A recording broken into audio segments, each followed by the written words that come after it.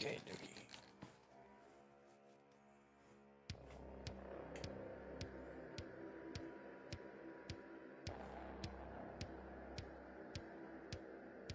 All right, I believe I am live.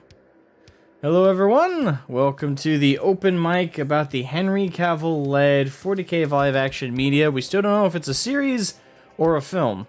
That is still up in the air, but there is plenty of information out now, and obviously, of course, it's also been officially announced by both Amazon and Henry Cavill and GW themselves. All parties have mentioned that it is a thing that is ongoing. About a day ago, there was some flux in that. Well, not just a day ago. I think it was a couple days ago. It seems like there was some shaky ground on whether the deal was finalized between GW, Amazon, and Henry Cavill, but I haven't looked fully into that, so I don't know the full breadth of it. But as far as I could tell, it's still happening. It's just what restrictions and what deals are being negotiated haven't been finalized. At least that's what I picked up from some news a couple days ago. But generally speaking, this is happening. So there's loads of information in regards to this that we have, and at this point, most of the community, if they haven't heard about it, are hearing about it. Well, no, I'd say most of the community's heard about it. Like, I doubt that the majority of the community are in the dark about this. It's been just such massive news across all social media. Content creators left and right in the 40K community have been covering it. This has been major news. So, today on this open mic, I want to give people a chance to voice their thoughts, both positive and negative. And of course, I will give you guys my take on this prospect for 40K and our fandom and our community. And I'll say this, I'm less cautious and more optimistic, but there is some caution within me. Of course, as everybody knows, Amazon is the publisher of this. Now, what has been of some debate is how much control they have. From what I have picked up from looking into all the information, it seems like Henry Cavill, as the executive producer, is in full control, and his girlfriend or slash significant other, she apparently is the head or controller of some studio. So by the sounds of it, he's controlling things on both ends. He's controlling the cast, the crew, the developers, and of course, he's controlling his end of things. The only thing that taking away the fact that Amazon are the publisher, the one thing it seems Henry Cavill doesn't have 100% control of is the finances. Now, that being said, though, that's all that's all Amazon control is the finances, and obviously they have there's likely to be an exclusivity contract stating that whatever show or movie is produced via this amazing union is going to be put on Amazon. Of course, that comes with some nerves, because we all know how Rings of Power went down, how horrible that was, how just god-awful it was. And that's led a lot of people to be super cautious, sour, and worried about the end result with this. Welcome, Urus, and welcome, Jenny. Welcome to the stream. So real quick, before I get too much further into the stream, I do want to let everybody know, please, if you are going to donate during the stream, do not do so via Super Chat. Of course, any and all donations are welcome and greatly appreciated. But if you do, please do not take the avenue of Super Chat. If that's your only avenue, of course, that's fine. The reason I say that is I don't want people to donate that route, because YouTube gets 30% of it. So if you donate $10, for example, they get $3.33 out of that. And I get $6.66 out of it. And this isn't just greed. Normally I don't mind, but the reason I do mind now is how YouTube is treating content creators and how they're treating the sphere. And as it is, when a stream is demonetized, when a stream is demonetized, I don't even know if you guys donate through Super Chat, if I get any of that money. That's another thing that's kind of on shaky ground with me. I don't know that, because I've had streams in the past where people donated Super Chats, and then it didn't show up on my AdSense because the stream got demonetized the same day. And I believe YouTube claimed 100% of the Super Chats that were given on that stream. I don't have confirmation of this. There's no, like, receipt system where they break down, if they take that money or not. It's just I didn't see it on the AdSense that month, so I have a strong sense that well, again, I don't have proof of it. So theft is a crime, and crimes are only committed if they're caught. As shitty as it is.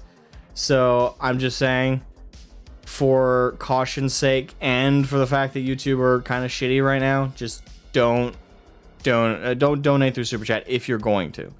That's all I ask. But otherwise, that's the only kind of like house cleaning thing. Welcome to Sydney. Welcome Dragonis. Welcome, guys. Anyway, so yeah, just again summarizing my take on the whole Henry Cavill executive producing this series and hopefully getting a starring role in it. Oh, sorry, I say series, but I like it again. It's on shaky ground. We don't know if it's a movie. We don't know if it's a series. We don't know if it's like a short film series. Like there's several films, but there's only like 3. So we don't know. We don't know. It's still entirely in the dark. But I'm optimistic, even with Amazon potentially pushing their pushing their diverse policy on it. It's hard to call it diverse when you're forcing a quota. It's like when you start putting a checkbox system of it must have this race, must have this few of this race, must have this many of this race.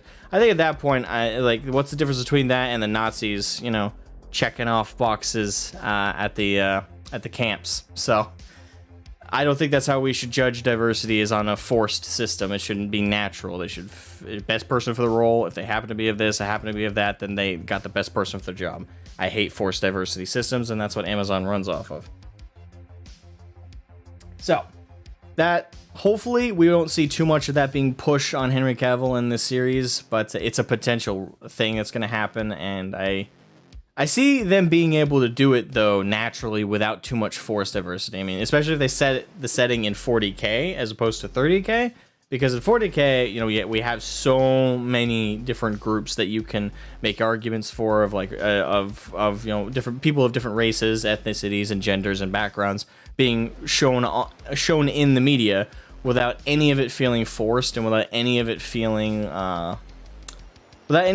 being shoved down our throats. So there's plenty of ways they can have natural diversity in 40K. It still also depends on the execution.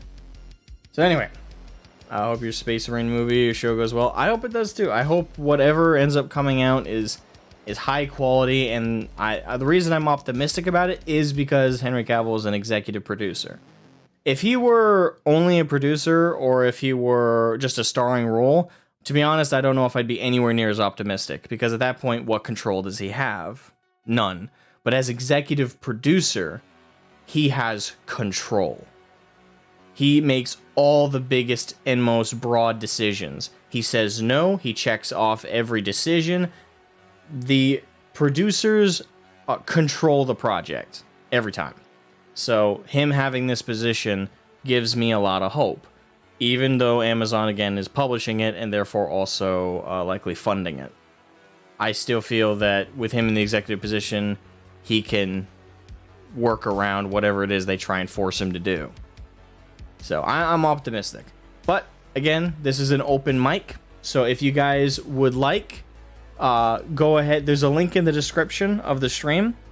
That link will lead you guys to a Discord server where there are call rooms. Now, I asked that you guys wait in the call. Only one person per waiting call room 1, 2, and 3. That way I can pull in people based on the order they're in.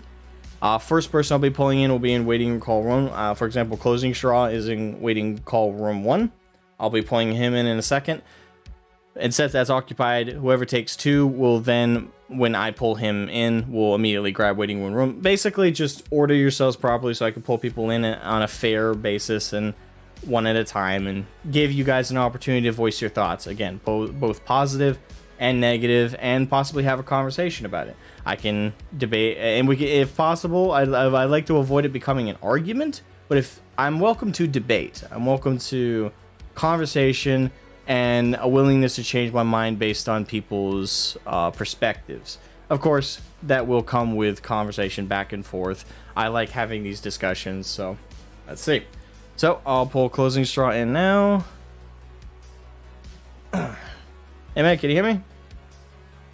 Almost. I I did on my phone like a dumbass, and I'm trying to turn on my computer real quick. Okay. Do you want to start the talk now, or when you got your computer ready? I got a laptop, and it's on right now, so hold on, let me just... Come on. Sorry about this.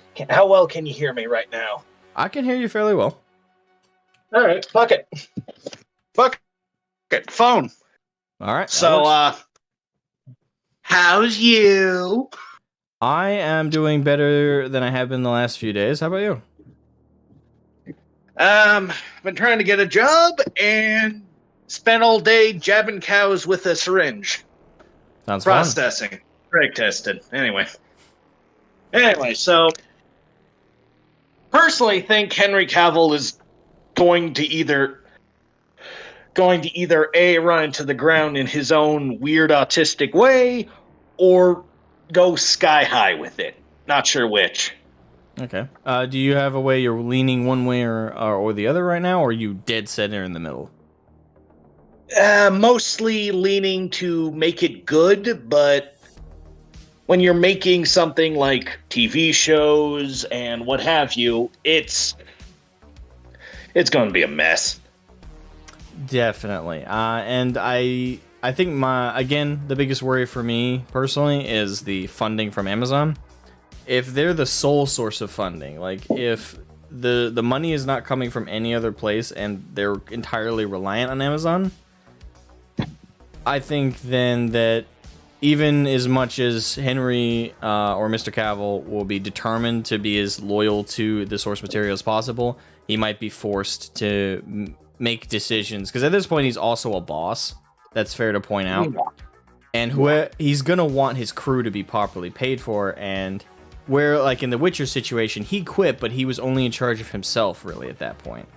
And he didn't have to worry. Well, other people might lose their jobs because of that decision. He wasn't the boss at the end of the day, and he did do his best to work with the creative team behind The Witcher until they just simply stopped being willing to actually make The Witcher, and they wanted to make something else with its name. At that point, he just couldn't put up with it and left. But that was a decision that mainly affected himself. But as a boss, as executive producer, if he makes a bad call and they get all their funding pulled by Amazon, that's on him, and that's a lot of other people that might lose their jobs. That's from 3D artists, that's animators, that's riggers, that's set designers, that's actors, that so many, and on top of it, his girlfriend / spouse, as she is in charge of the studio that's connected to this. That's far more pressure. No. You didn't know that? Oh, God. I'm sorry, but that's a bad idea, Mr. Cavill. I mean, you don't put family with business. It's just, I definitely said I'm sorry, but that's a bad idea. I mean, it might work out. There have been some power duos and relationships in the creative fields that have worked out very well. And usually it's acting couples that fall apart, to be fair, in this industry. When you're both behind the camera and doing logistic stuff, at least as far as I've seen, there have been more successes with that don't lead down a bad route, but I definitely see where your apprehension comes there. There's a lot of bad things that can happen with that. Oh, yeah. I don't know, just my gut instinct tells me, do not do that. That is a bad idea because, well, being in a relationship is inherently stressful. That requires a lot of give and take. And personally, I didn't even know Henry Cavill had a girlfriend and much less was working with her. But I don't know. Just my experience is when you put your entire livelihood on the line and relationship and all that, it might not be the best idea. However, I don't know them. I don't even know how much foresight or pre-planning they did. Honey, wouldn't it be a good idea. Hey, what about such and such when you're, just shooting the shit and just having a conversation? Yeah, and that's the majority of us. We don't know how much pre-planning went into this. There's speculation. For all we know, Henry could have just got a phone call and he said, yes, sure, yes. Oh no, I have to do this now. It might have been. A conversation. I would argue that there's definitely evidence that this has been a conversation for much longer. Because do you remember about? I think it was almost a year ago now. It definitely feels like that. But it was almost. I believe it was at least 6 months to a year ago. Henry Cavill visited GW's workshop, like their actual development headquarters, and they filmed part of that. And he got to see, them working on the latest miniatures. He got to walk around. He was like a kid in a candy store. I personally like to point at that and how big that was as possibly the first steps of where negotiations were happening behind the scenes to make a series. And he's been interviewed as far back as 3 or 4 years ago, where people have asked him, like, what's your favorite, cinematic universe, and what's a role you would like to play. And he said he's mentioned 40K in almost all those conversations. So I would say that there's plenty of evidence that this has been a possibly talked about and negotiated behind the scenes for many years now.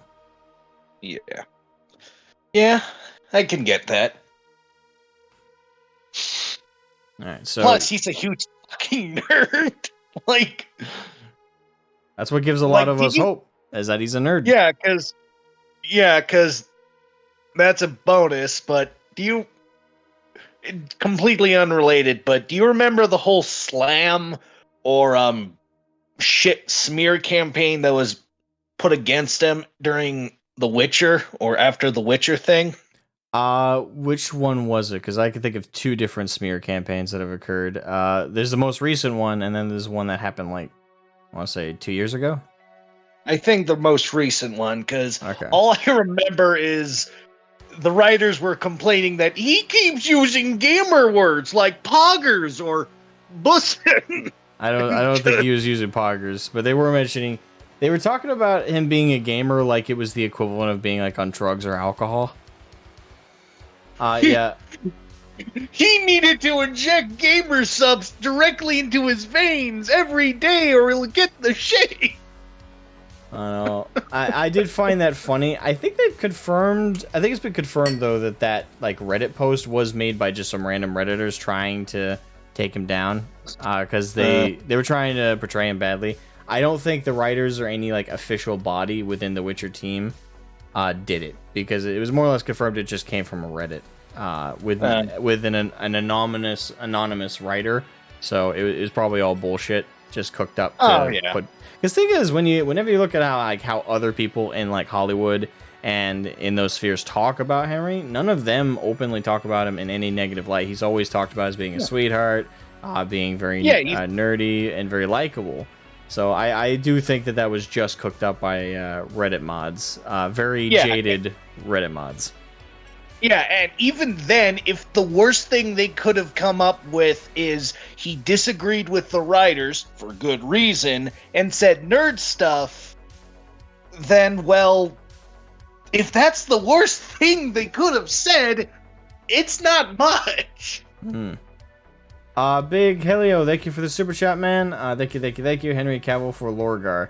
No, actually, we're gonna get into this. I actually wanted this to be one of my questions for you guys. But the alert thing is too small. And again, and Helio, again, before I say this, I do appreciate the generosity, man.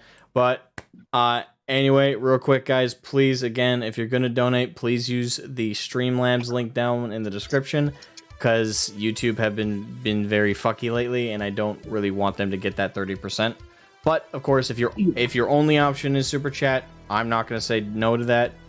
Please, I welcome the generosity regardless. But if you're willing to do one and the other, please go through the Streamlabs route. But again, thank you, Big Helio, for I believe that's Australian $2. I think there's an A in front of it, so I'm assuming that means Australian. But I could be wrong. But thank you again. And as for, actually, I think a great Loregar would be Sam Witwer. And I would either have Sam Witwer play Loregar or Conrad Kurz. Because he's proven to be an absolute... I don't know if anyone's heard his voice work as Darth Maul, or if they've seen him play... I guess it's also voice work, but he did also do the motion capture for it. So technically he acted it as well. For Starkiller in the Force Unleashed series, we've seen him do those roles where he plays like screaming lunatics, and he sounds how I imagine Conrad Kurz to sound. Like, just look up any clip of look up the clip on YouTube for Sam Witwer as Darth Maul screaming Kenobi. Like, he plays this raving, psychotic, raging lunatic so well. So I would ever have him play Loregar, or I would have him play Conrad Kurz. And I think he'd be able to do either.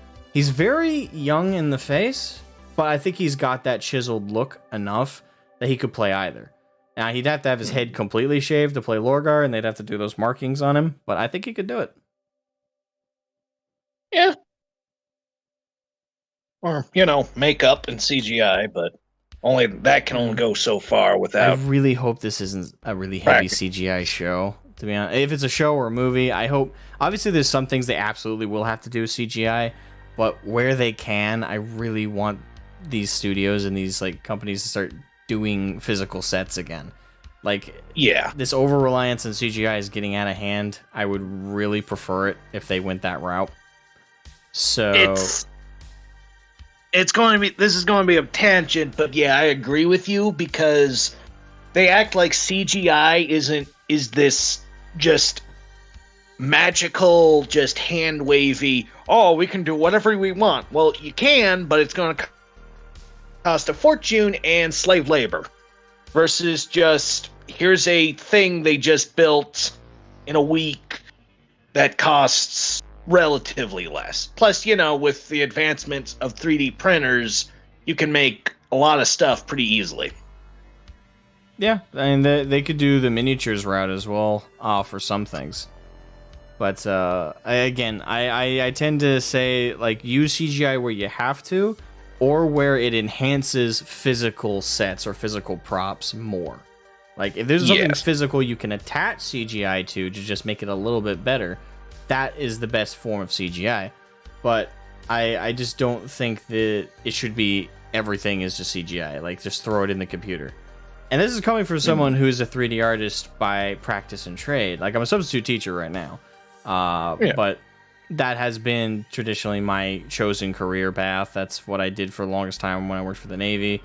I've done 3D design for so long that's my love and my heart. But that being said, if you're either going to make a 100% CGI series, or you should use CGI to enhance. If you're going to do live action and use CGI only to enhance segments. Yeah. So what about you though? What do you think for casting for Henry Cavill in a potential show or movie? What role do you see him in? An Imperial Guard who gets instantly shot. Anticlimactic, but okay. First time I've heard that one. Everyone else talking Primarchs, talking Inquisitors, and you're like, just the first guy to get killed. Yeah, just as a joke. That's a subversion of expectations, that's for sure. And now I don't want to do that anymore, because the whole concept of subversions of expectations has been pretty lately. Yeah, there used to be good subversion of expectations, but not anymore. Yeah, like the whole point of subversions of expectation was they did something you didn't expect, but when you look back, okay, now you can see it. The problem with mostly modern subversions of expectations is, the fan base figured it out half a season ago. Well, fuck. Guess we gotta retroactively make it this way, even though it makes no damn sense. Oh, yeah. Because we have to act like we're smart instead of, make a good story. But knowing Henry, he isn't going to do any of that. Well, Mr. Cavill or Henry Cavill or whatever his name is, he's probably not going to do that. Because, Henry Cavill wanted to be Superman, but then people went, oh, wouldn't it be awesome? Wouldn't it be awesome and subvert your expectations if Superman was just a douche? Even though, that's not what Superman is about. Anyway. I haven't watched the Man of Steel movie in so long, I don't know if he was a douchey in that movie or not. He wasn't, but it was this whole thing of, does Superman even deserve to save people? Anyway, moving on. Right. But yeah. Okay.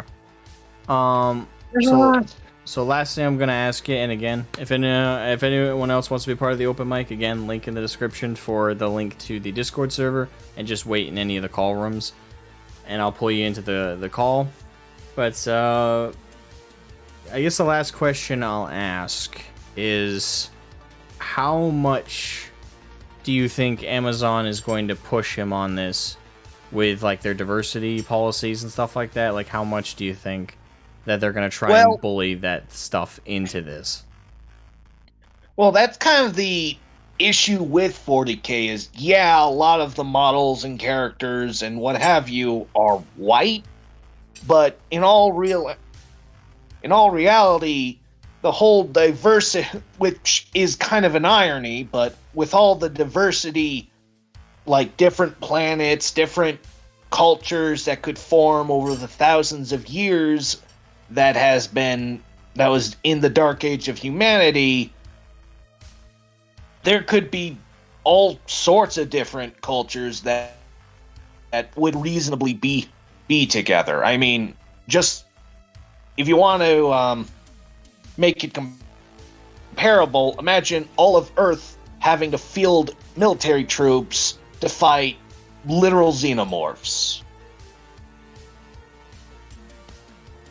Because I know the last couple of she's a strong woman of color who don't need no man, like, yes.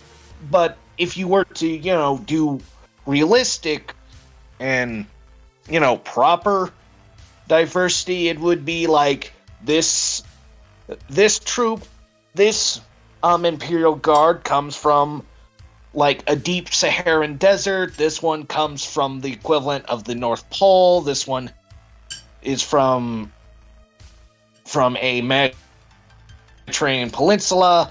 This one's basically space Mexico. They're all in this literal swamp planet. They all hate it, and they all hate each other. That's how I would prefer it. Yeah, and the thing is, with the diversity they can potentially do in the show without making it forced or like eye-rolly, like stupid, they can do diversity with 40K, especially when you use like the guard argument, or even with Space Marines. Like Space Marines, especially in the 40K mythos, they hail from all over these settings, always different. So you can have Asian, Black, Hispanic. You can have pretty much everyone represented and have it feel natural. You just, the thing that I worry about and what I hope they don't do with Henry Cavill as executive producer, I think this is like the one thing they can avoid is making the show about their diversity. Making it about like, oh, this is a woman, oh, this is a black man, and how he's being put down by the white man. No, just have the diversity, but have the story still flow the same as if you didn't have the diversity. Don't put a giant spotlight on the diversity elements. Just let it lie and let it be a natural diversity. Kind of like Arcane did it. Like Arcane as a show just had a lesbian couple on the show, and it was natural. And they didn't make like every male or straight character look at them in disgust. It was just allowed to just be a thing and move on. Yeah. That's how you're supposed to do diversity, and that's the kind of diversity I think everyone, or at least the vast majority of people, can get behind. Just do it, but don't stick it in our face and smack us with it and tell us how strong and how great you're being, because then you demean it. You demean your own accomplishment by your own standards by making it that big a deal. Just let it lie. Yeah, I mean, here's a phrase I've been kind of using recently. If you hear masturbation from the writer's room and it isn't a porno studio, run away, because it's going to be terrible. Like, for example, oh, she's so strong and powerful. Oh, crap. Or what, just literally just the fetishization of certain concepts and beliefs that makes the writers feel so smug and good about themselves. Yeah. And I just say avoid propaganda, and just, if you're going to have diversity, let it lie. Yeah, like, literally you could have a bunch of Space Marine, like Black Templars, just go, hey, we found this hell planet. Guess we're going to get some new troops, and just come down there, say there's about 5 seats in this shuttle. The people who show up in the next 24 hours and are alive get that seat. And they could just keep doing this to different planets, and eventually, we bolstered our forces. As a sort of, they're very diverse in beating the shit out of people. And they don't even need to do it like that. It could just be like, again, like the Imperium takes people from every type of planet and world all over. So you don't even need to have like this opening where like they're recruiting Avengers style. Just, they're there. Yeah, they're just not even Avengers style, more like, well, beyond. What I do hope that this series does is just honestly show what's going on. Not this fetishization of the Imperium is humanity's only hope. Well, you forget the Imperium killed every other person off, and now they have a monopoly on humanity, and they're also terrible. Like, yeah, rule of 40k is it's a grimdark. There are no good guys. Yeah, because the good guys were killed, and now there's only assholes. Yeah. Thank you for coming on Closing Straw. I appreciate your perspective. Good conversation. I'm gonna interact with chat for a little bit now and wait for the next caller to come in. But thank you very much, man. I appreciate it. Welcome. You're going to need to do eventually a BattleTech stream in which I can nerd out on you. I mean, I don't know anything about BattleTech though. Don't worry. I will teach you. You will learn, or the beatings will continue. Okay, well, anyway, it'll be a very long day. stream. Very. See ya. Bye. See ya. Thank you. All right. So again, if you'd like to jump in for a call line and give your take, give your perspective, and answer the questions I got for you, please feel free to check out the call lines Discord. In the meantime, I'll interact with the comments in the stream. Can Henry write a good warfare story? I do not know. The thing is, he's the executive producer. He's not the writer of the series. With that being said, as the executive producer, he will sign off on everything, including the writing. He'll find the director to actually implement the writing on the screen. As executive producer, very much he has more overall control through all those processes, but he's not the man for all the processes. He's not going to be, at least as far as we know, he's not also going to be directing anything. We know he's got a massive interest in playing some roles, so we definitely are likely going to see him on screen playing a particular role or several. But as for writing, he's going to hire writers, and they're going to write the show or write the movie or miniseries or whatever this ends up being they're going to write it. He's just going to read it over and go, okay, this sounds awesome. Check this off. Or this sounds utter garbage. This doesn't sound like anything 40K. I'm canceling that, and you guys are going to get another opportunity to write me a better script. If not, I'm going to hire new writers. That kind of situation. So that, if anything, it's better he's an executive producer, because if he was the writer, someone else would have to sign off on his stuff. So it's better he's the one doing the signing off. So that's kind of a moot question.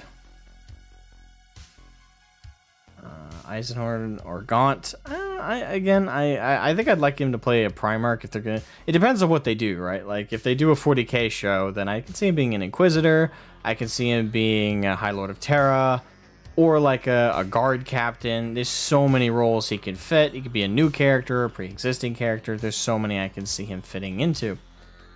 But to give my perspective on that, I would need some way to narrow down my choices. Right now, it's all of Warhammer 40K, 30K, and so on lore that we can pick through for options. But until we know if it's 40K, 30K, or otherwise, we can't really narrow down our options. It's across the whole mythos, which that's a lot of characters. And hell, I'd like him to play a younger Sigismund. I think that would be fucking awesome. But we would need to see that. we would need to know, would Sigismund be alive at this point to let that be in the running? So it's a huge debate on who he could play. The thing is, for me personally, I have just too many. Like, there's just too many for me to pick from. Some people voiced they wanted to play the Emperor himself. I don't know about that. I think a lot of the memes of him, like with the Emperor's look, are kind of cool, but in like actual hindsight, thinking about him playing the Emperor in a show,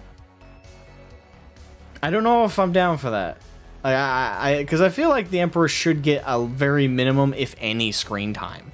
So I don't think he should play the Emperor. I would like him to play a role that he can play on screen and be the presence, be the man of the hour. Maybe not even necessarily the main character, but just one of the main characters. So I'd like him to play a role he can be on screen regularly for. So the Emperor is like the only one I don't want him to play, solely because I don't want the Emperor to be on screen too much, if at all.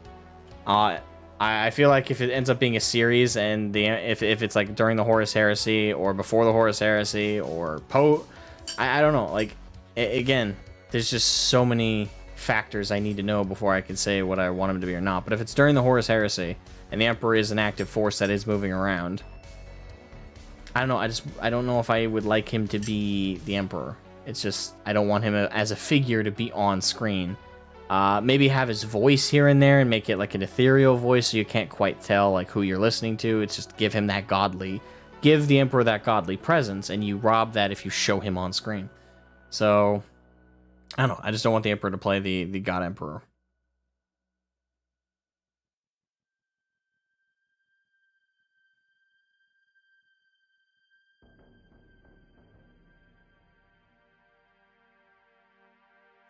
I grab some salamanders and they want some blacks. I mean, it's as broadly put, or as boldly put, that is correct. I mean, they could just have a show where like where the cast is like Space Marines, and they could just have like a misfit crew, or they could do Death Watch, because Death Watch is already consistent of every chapter just hamstrung together, and have them be a crew that you could have as diverse. There's a salamander who's, obviously they have charcoal skin, but I think we can all work with like a black actor filling that role. I think a lot of us envision that anyway. I mean, all the drawings and artwork and fan art of Vulcan is basically of a black man. And again, I think the best person to have ever lived, who would have been the perfect Vulcan, was Michael Clark Duncan. That man was the man for the job for Vulcan, and I'm so sad he passed away. I mean, obviously I'm sad he passed away because he seemed like a good person, and a talented actor. There's so much more he could have done, but in terms of this specific conversation, though, the tragedy comes in is he was the actor to play Vulcan for me, and now I have to think of the plan B, right? Like anyone I think of now to play Vulcan, is always going to be Plan B to who I wanted to play Vulcan from back in the day.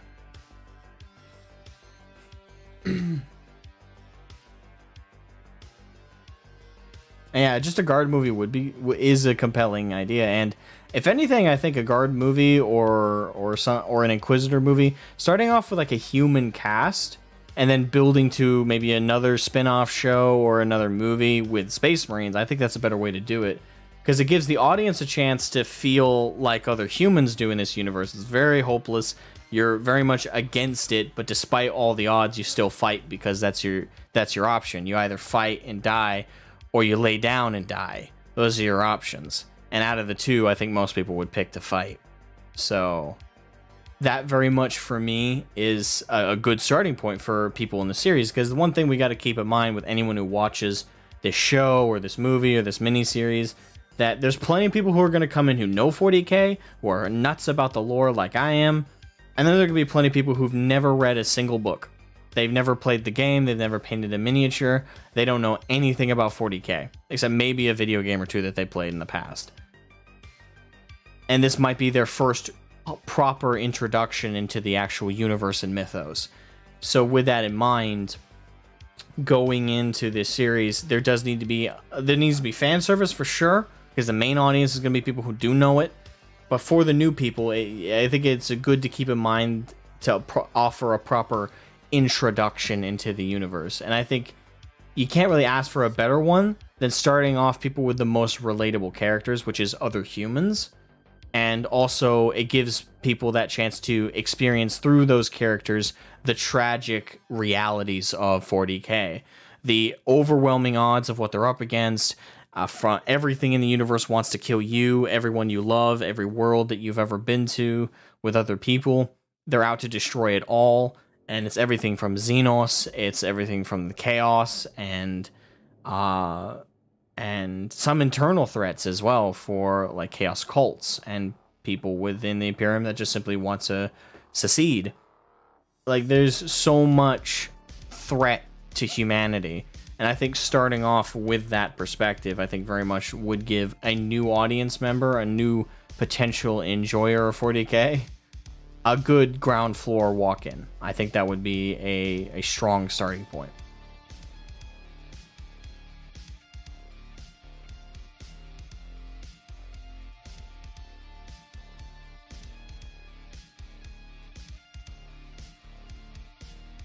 Now, he was a massive guy and kind-hearted, and again, the voice too.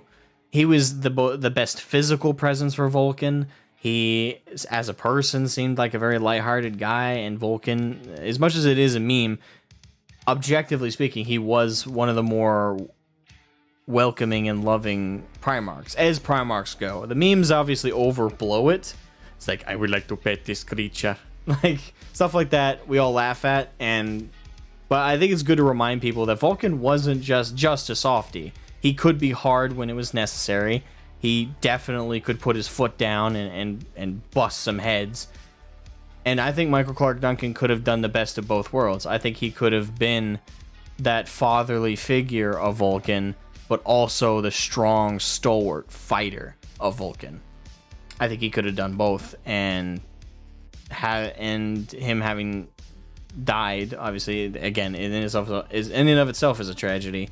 But for 40k, I think that was a massive loss as well, that a series didn't ever get put in the works with Michael Clark Duncan. I just can't think of a better Vulcan. And anybody else that is brought forth for me, like Terry Crews or anyone like him, as much as they might embody an aspect of Vulcan, I don't think any of them embody the best of Vulcan, or all of him, like Michael Clark Duncan did. Like, he just was Vulcan. And he never even got to play the role. It just sucks, but that's the way things go.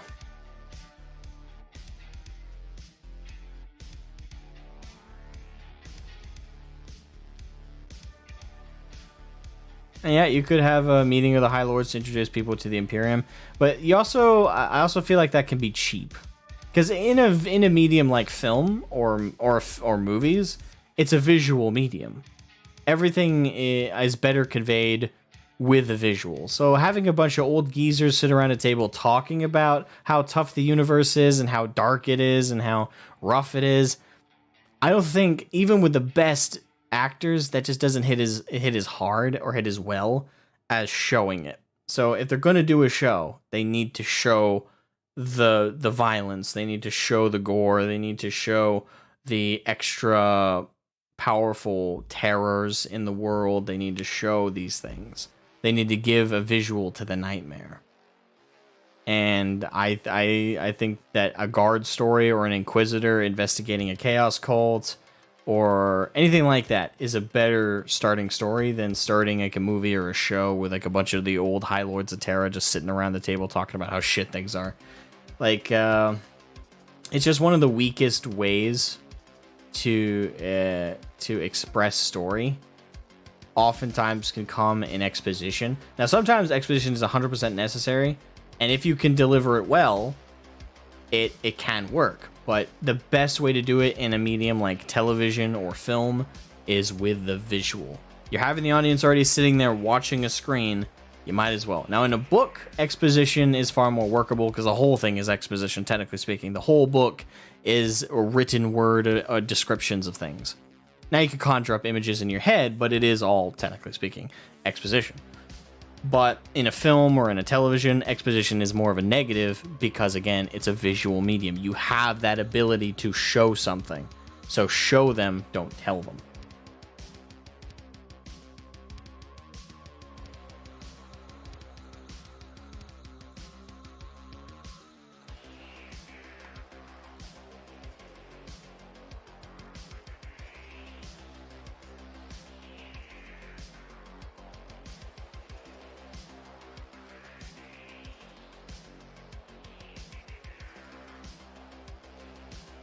Every episode or movie should start though with the line, "There is always war." You mean there is only war? Or when you say, okay, I can see both lines working. I mean, "There is always war" is like a new line, but it does like keep the idea going of there is only war. So if you start every movie with there is always war, I guess that keeps it going. But I don't know, I think it would be more nostalgic and more appropriate to go with "In the grim darkness of the far future, there is only war." I think it would be better if they started every movie like that.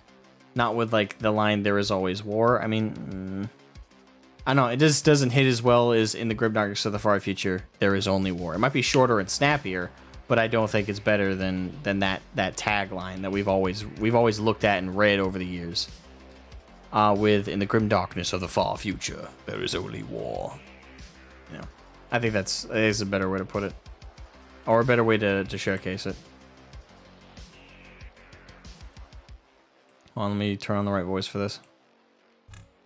"In the grim darkness of the far future, there is only war." Now, kind of like that. Hold on, I'm gonna real quick get some water. I'm out of water, and my throat's starting to dry. So, guys, again, if you want to be part of the call lines and you want to voice your thoughts via the voice call, please, in the description, there's a link to the Asmo call lines. Jump in waiting call room 1, 2, or 3, and I will pull you in order, and I'll get your thoughts and everything for the audience, and also get a chance to voice it yourself. So I'm real quick going to grab some water. Be right back.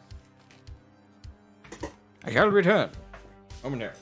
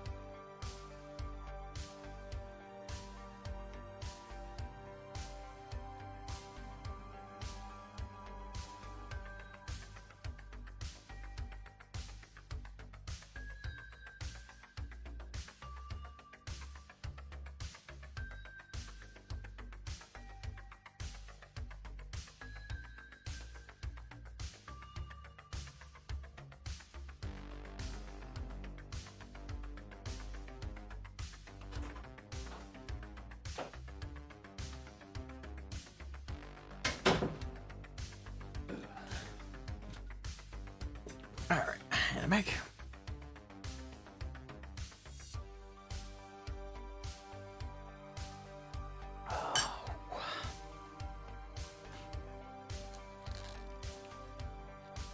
Alright, put my headphones on.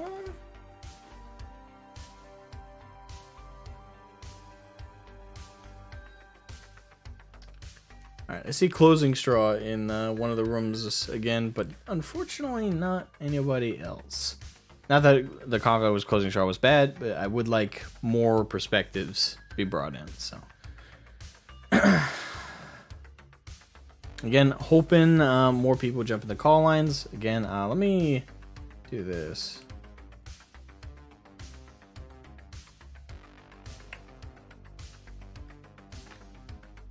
I will share the link in the chat itself. Hold on. There you go.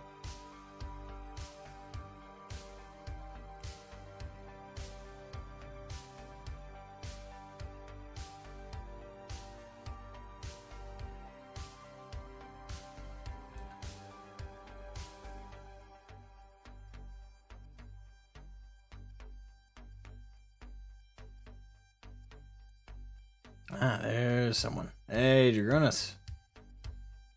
Dragonis, my man. Welcome to the call lines. How you doing? Evening. Finally fucking weekend, let's just say that. I can't relate to that, yeah. We've been doing inventory this week, so yeah, busy.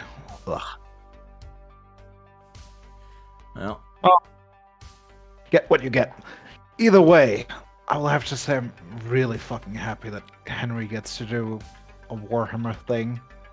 Because he's been always a Warhammer fan, and he's been showing that he's a Warhammer fan, and he's been expressive about it. And he's been also expressive about how he likes to be the lore, the everything pretty much to stay inside of the lines, to not veer off too much. I mean, he was very expressive how he did not like what they did with The Witcher and how he did not approve of what they were doing. in the most professional way, yeah. Yeah, but he's been showing it off. He was telling them what he didn't like. And I don't think there's much more you can do in his position. I mean, when he left, it was in a very professional manner as well. He didn't shit talk the Yeah. show. He didn't say it was garbage. He just said... He just said, I do not agree with what you're doing, so I'm going to leave. Yeah. And I find this to be a very good thing, because he was expressive about how he felt, he was clear about how he felt, but he did it in a professional manner, which means, in itself, he seems like a guy that actually knows what he's doing, and does care about his things, but still can act like a professional person. Right. Which makes me believe that he could be a good executive producer and actually do what needs to be done in a professional way. Yeah, Which- I definitely see him being able to do this. I mean, he's got plenty of experience in Hollywood, so he knows how to actually do that stuff from personal experience. And on top of it, being a fan of 40K, he can deliver the product. Question: Yeah. It's really not about whether Henry can do it. It's about will he be allowed to do it. Yeah, but the thing is, since he is a professional person, he knows how to do stuff, and he probably will have to put in some diversity, but he can probably make it feel natural. Because, I mean, if you have a bunch of Catachan jungle fighters, you can make them pretty much whatever you want or something like that. You can just grab whatever group you want in whatever way you want. I mean, pretty much every regiment you ever see just grabs whatever flesh they need. They're not picky, because they cannot afford to be picky in 40K. And that makes a lot of difference. Meat for the grinder, if you will. Anything that'll go, send it. More meat for the grinder is always the way how it goes, and that makes it possible to have the diversity that probably Amazon requires, because, just be fucking honest, these days, I don't think they could do it any other way. But still have the professionalism and the interesting stuff that we want to see without fucking up lore. Yeah, and there's so many ways that it can be done and satisfy everybody involved. Yeah. Without having to sacrifice or subject the Triple lore. everything. Yeah. Because Amazon, it's not like they're in the community like the pro-feminist, the pro-femarine community are. It's not like they're gonna require specifically that. They're just care. They just care. They probably don't even know anything about it, to be honest. Right, I wouldn't so be all they surprised care if they is just- about the broad requirement Yeah. of women, people of color, and stuff like that being included. Yeah. They don't care about specifically ruining those aspects of the lore like the pro-femarine community do. If they were in charge of funding for it, they would specifically demand Space Marines have women amongst their ranks. Yeah, I can imagine him to introduce some Sisters of Silence or other stuff, because would he love is that. a Custodes player, and Oh yeah. I actually, if he gets any say in it, I would be very surprised if we don't at least see a few Custodes. He's just way too much of a fanboy of them to not do that. Oh yeah. And I expect there to be Custodes related at least tangentially. Yeah, at least show a few, because he was always very explicit how much he likes them. And he is a Custodes player, which makes perfect sense. And I mean, there's more than a few cases in the old Imperium how you could show it. In the modern Imperium, there's a fuck ton, because they're just running around these days. So you can have them in every scenario you ever want them to have. And you can also have enough mortals, you can have some Silent Sisters, you can have diverse regiments from every part of the galaxy. You can have tanks, you can have weapons, you can even have titans. I'm not sure if they're gonna have Mechanicum that much in it, because it's just... I think it's just gonna seem very weird for normal beings, normal people who do not know the lore or anything about it. Well, again, If they like just this introduce Mechanicum. I think they should introduce the Mechanicum. Certainly Yeah, before but Space not Marines. as a main thing. Probably more like having a few Tech Marines here and there. Not like they're gonna go with Skitarii and Legion. No, and I mean stuff like that. no, I mean that. Yeah. Add Skitarii, or just add a Tech Priest. Some Yeah. level of Mechanicum, I do think should be, Yeah, some level, but especially if they not go the guard route. overbearing. If they go the guard route with like a show or even just a movie, I think having like a Tech Priest or some Mechanicum representation.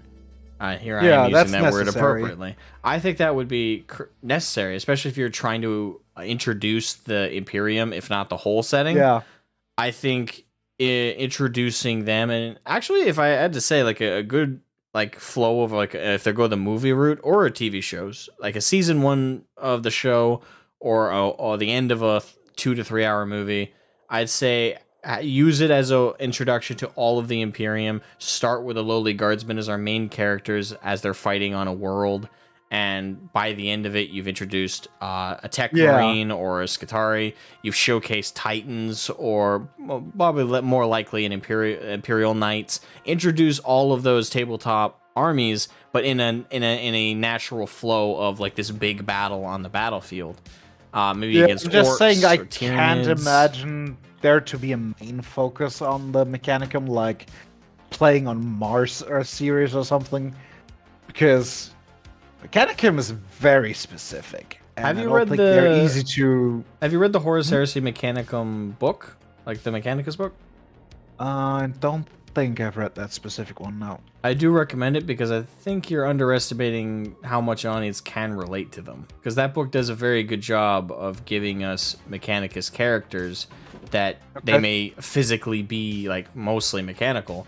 They still are very human in how they behave and how they act and how they communicate with each other. They just have these quirks. So I definitely recommend you read that one. I think it's the 6th book in the Horus Heresy series. Hold on. I don't have the physical copy. This is one of those. I only have the audiobook. Here's book order. Yeah, it's just called Mechanicum. Yeah, It's the 1, 2, 3, 4, 5, 6, 7, 8. It's the ninth book in the series. Sorry. I've read a few Titan books, and I will have to say I really like how Titans are used and how, especially in the bigger Titans, you have these complete crews that are just part of the Titan, with one person who being pretty much the soul of the Titan. If they do a Horus Heresy series, we need to see the DS Irae. Or DS Irae? I always say Irae, but I think it's DS Irae. It's the big fuck off Titan in the Horus Rising book. And when Horus goes full rebellion, the crew of the DS Irae, the DS Irae, sorry. That Titan, for me, I always liked the sound of it the most, at least in the initial Horus Heresy books. So, read as Dis Irae. Really? I've always said DS Irae. Is it not DS Irae? That's always how I read it. I guess I could be wrong. But that was a giant Titan. So yeah, that was a Titan. Yeah. It was introduced in the very first Horus Heresy book, and it's showcased later. And when it gets taken over by heretics, by Horus's loyalists that are running it, it's a frightening war machine. So the DS Irae is for me like as much as I guess it didn't have as much of a focus as the series went on, but in the first like 2 or so books, like especially when they did the bombing of Isfahan 5, because Isfahan 3 is when they did the drop site massacre. Isfahan 5, I believe, is where they did the actual betrayal of their own legions, where they sent all the loyalists. Yeah, Isfahan 5 was the one where they pretty much virus bombed the thing. The DS Irae was on ground, if I recall correctly, when that happened, and it just locked all of its systems down. That way, when the actual virus bombing hit and then they ignited the planet on fire, it was safe. Which gives you an idea how strong the Titans are, that they can survive the most devastating form of exterminatus that the Imperium had at its disposal at its height during the Horus Heresy, before the Horus Heresy. I mean, if you consider the Life Eater virus is actually not dangerous for machines, as far as I remember. Yeah, but they had to lock down the DS Irae like airtight to protect it. Yeah, but that's not the most dangerous part about that. Like the Space Marines were able to avoid getting annihilated by it because they went underground. So you just treat it bunker style. Bunkers. Yeah. If you just treat it bunker style, you'll survive. But the part of it that is more risky is when they light that virus on fire and turn the whole planet into a scorching ball of fire. That's far more detrimental. And that's what actually surprised me that DS Irae survived. I could believe it surviving the viral, the virus. But surviving the scorching, incinerating flames, that means the shell of those things is fucking hard. If it didn't get melted Not just by that. hard, but extremely heat resistance.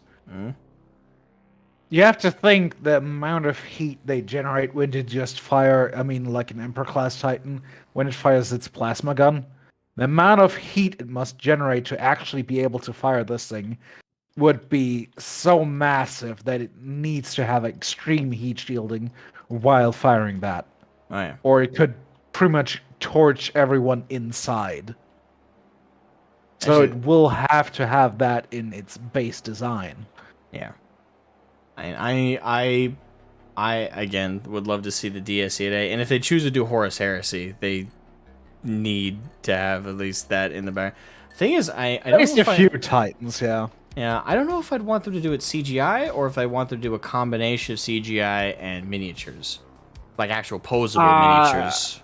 I think mostly it's going to be CGI. It's what Amazon goes for in pretty much everything they do, so probably going to be CGI. Keep in mind, Amazon are only publishing and funding this. They're not in control of the studio. They're not actually doing anything else. They're not doing the creative stuff. Henry is entirely leading that front, and his girlfriend is the head of a studio that they would be doing everything. That was mentioned in the Instagram post from Henry Cavill, and that team are in charge of it. They're only getting publishing and funding from Amazon, so they're not doing any of the actual creative. That is actually work. very smart from Amazon itself, because they will have to pretty much do none of the work and just get the revenue. I mean, that's financially speaking a very smart idea. Yeah, and I think, you know, a combination of miniatures and CGI for the Titans or Imperial Knights, I think would be really cool. If they go all CGI, I don't think I'll mind, as long as they actually take the time to implement it correctly. And do their best to shadow it correctly so it doesn't look totally out of place in the background of a fight. But I would like them to try and do like a combination of miniatures and CGI, and maybe CGI on the miniatures just to sell all the details. So I really think they can do it with miniatures. I really think this is one of those. I mean, there's a lot of things you can do with miniatures in every form and art of mechanical or pretty much small puppets. And I think it'll look better too. Like the uncanny valley with CGI. Yeah. As much as sometimes a miniature will definitely look like it's definitely not like the right size, there's something still more convincing about something that's physically there than just an entirely animated material. I'm just gonna say I don't think there's been many studios who did that Not in years. in a very long time. No. No. So it isn't as likely. The last major And production. I'm not saying it would be interesting, but not likely these days. No, sadly not. And the last major project that used miniatures was the Lord of the Rings series, Peter Jackson's Lord of the Rings series.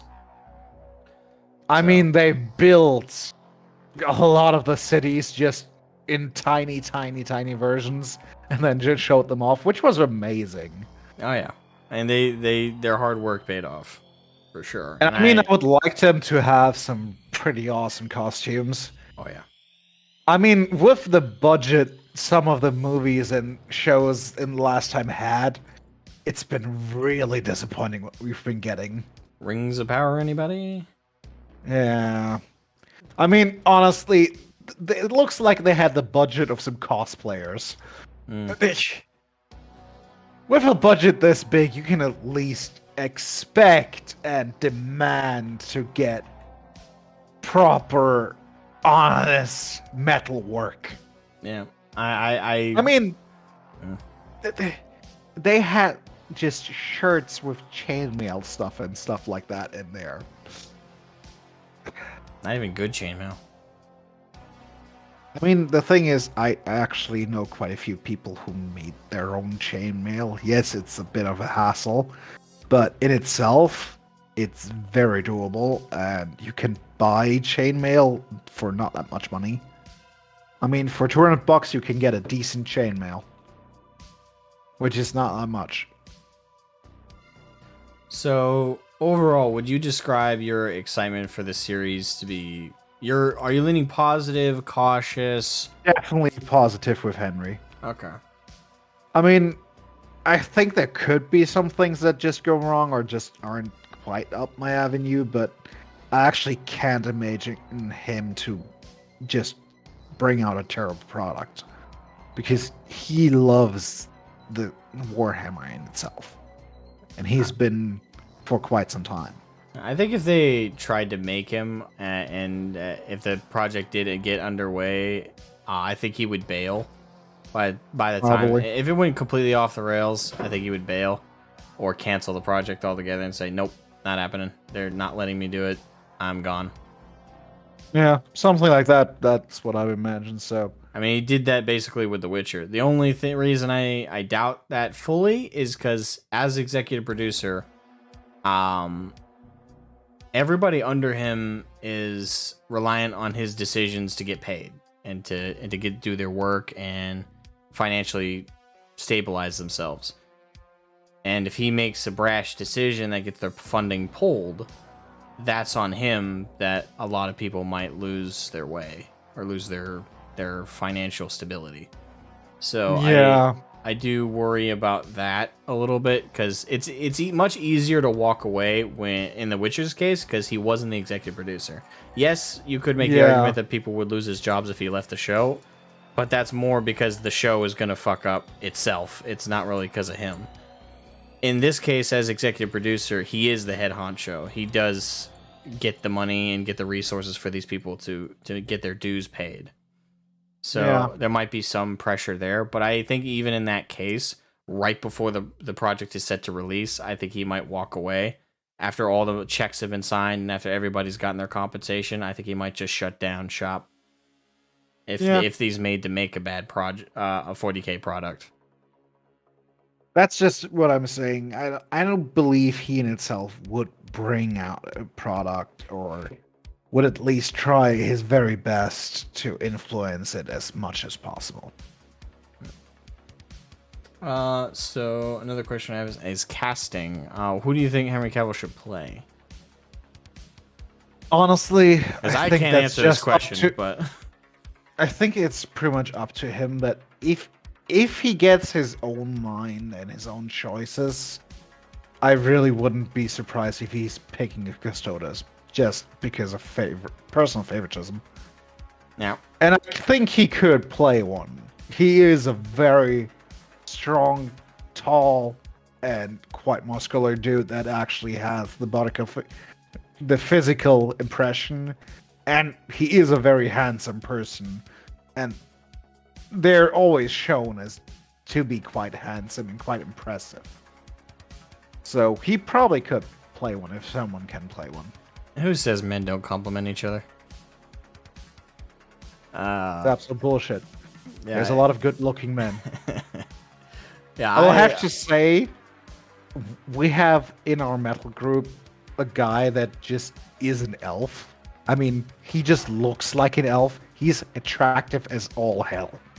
And there's a shit ton of people that tell him that he's attractive just because he has the physical impression. Nice. And good on him. Yeah. And he's a heavy metal fan. That's a keeper, ladies, if anyone nails him down. Attractive, likes good music. I mean, what more could you ask for? Honestly, in our metal group, it's rarely for people to stay single for long. It's pretty much the big circle. If someone gets out of a relationship, it's not that unlikely that some of the other guys will just jump, or some of the girls would just jump for the chance to get a metal friend, boyfriend or girlfriend. The friend Because is the it's- intimate kind. Yeah. All right. So yeah, you picture Custodes. You're positive for the show. Yeah. All right. So, how much do you think Amazon will push the diversity card? Honestly, if they're just giving the money, I think they're probably gonna have a list of things he should have in there. Like, if you female strong characters, it's definitely probably gonna be on somewhere on the list. And as always, black people. But I don't think they're gonna go beyond that of basic requirements. Yeah, I see that. That's easy enough to fulfill. Yeah, especially with 40K. Yeah. And The they show can do, offers enough. Yep, they can do that without breaching the lore too, so everybody can still be happy. All right. Which is rare, especially these days. All right. Well, thank you for coming on for the call, man. I appreciate it. Sure thing. I got nobody else waiting in the call, but I'm still gonna end this call and interact with chat for a bit, and hopefully convince someone else to come in as well. Bye. All right, bye bye. Okay. Again, real quick, I'll spam the invite link.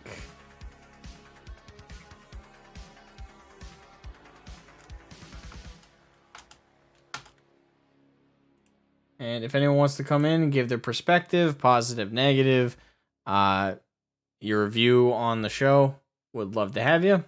Just jump into waiting call room 1, 2, or 3, and I'll pull you in, and we can have a chat about it. Yeah. It's good to hear so far that plenty of people are on the positive end of things. I mean, I'm cautiously optimistic. I've been burnt so many times at this point. Getting me full positive is near impossible, but I'm definitely optimistic. Cautious side of optimistic, but optimistic.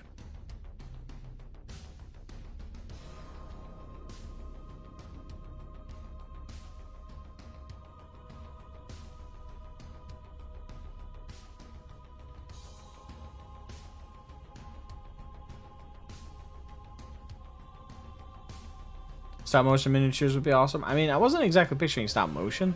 Maybe animatronic with CGI kind of boosting any smoothness. I guess they could do stop motion. It would be cool to see them try and bring stop motion back into series like this. And obviously, when we think stop motion and live action together, we think of like something like Jason and the Argonauts and how, like, you know, kind of like janky that shit was. But honestly, with modern cameras, modern filming equipment and tech and editing, I think they can make it look like as smooth as CGI animation. Animation with something like Maya or Blender or 3ds Max or any of like the top like 10 animation software, 3D animation software. I think they can get it just as smooth with modern editing tech and cameras. I think they really can do it, and I would like to see that tried. But maybe for the sake of the show, it'd be better to stick with just maybe animatronics plus CGI for like miniatures and stuff, as opposed to doing straight stop motion. You know, we would be able to contribute. I mean, I just having you come on, I'll ask you the same questions I've asked everybody, and if you have the same answers, that's still fine. I mean, it's still good to hear different perspectives and have more people come on and give their thoughts.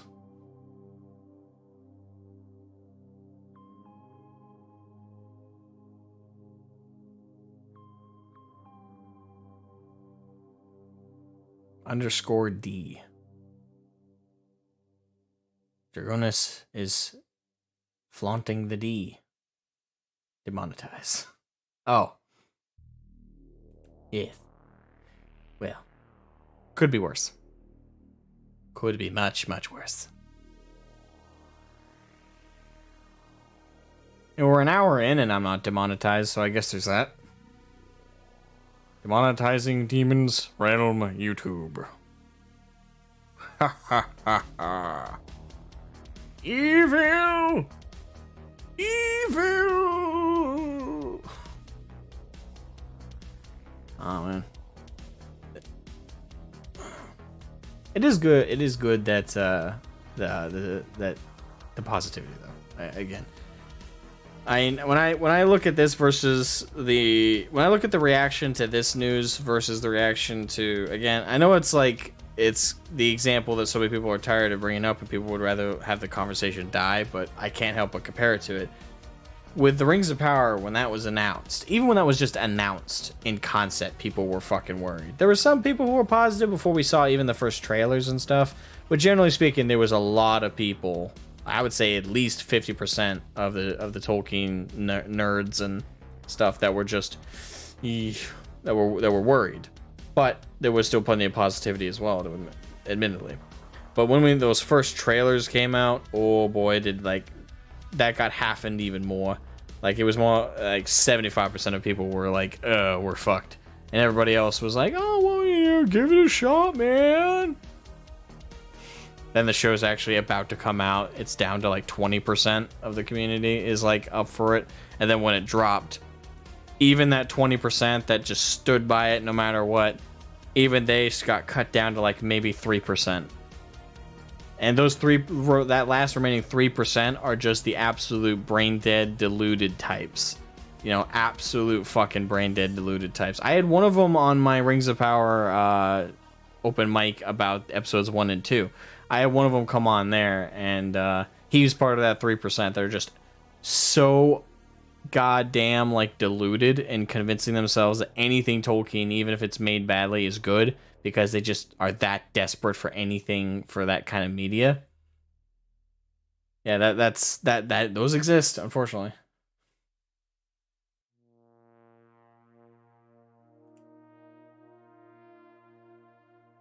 But with this series, we don't even have a trailer yet, and it's a good chunk of people are pretty positive, including myself. Like again, I'm cautious, but I'm optimistic. I'm I'm on the side of things where I got my fingers crossed and I'm hoping for the best.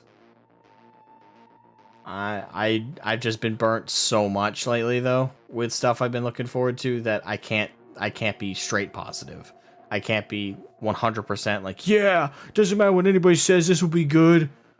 You know, no, I can't do that. I can't dissuade people from being worried because I'm worried, but I'm also optimistic because I can't think of a project that's been led by a fan of something since the Lord of the Rings series that was made together and put together by Percy Jackson. Not Percy Jackson. Fuck.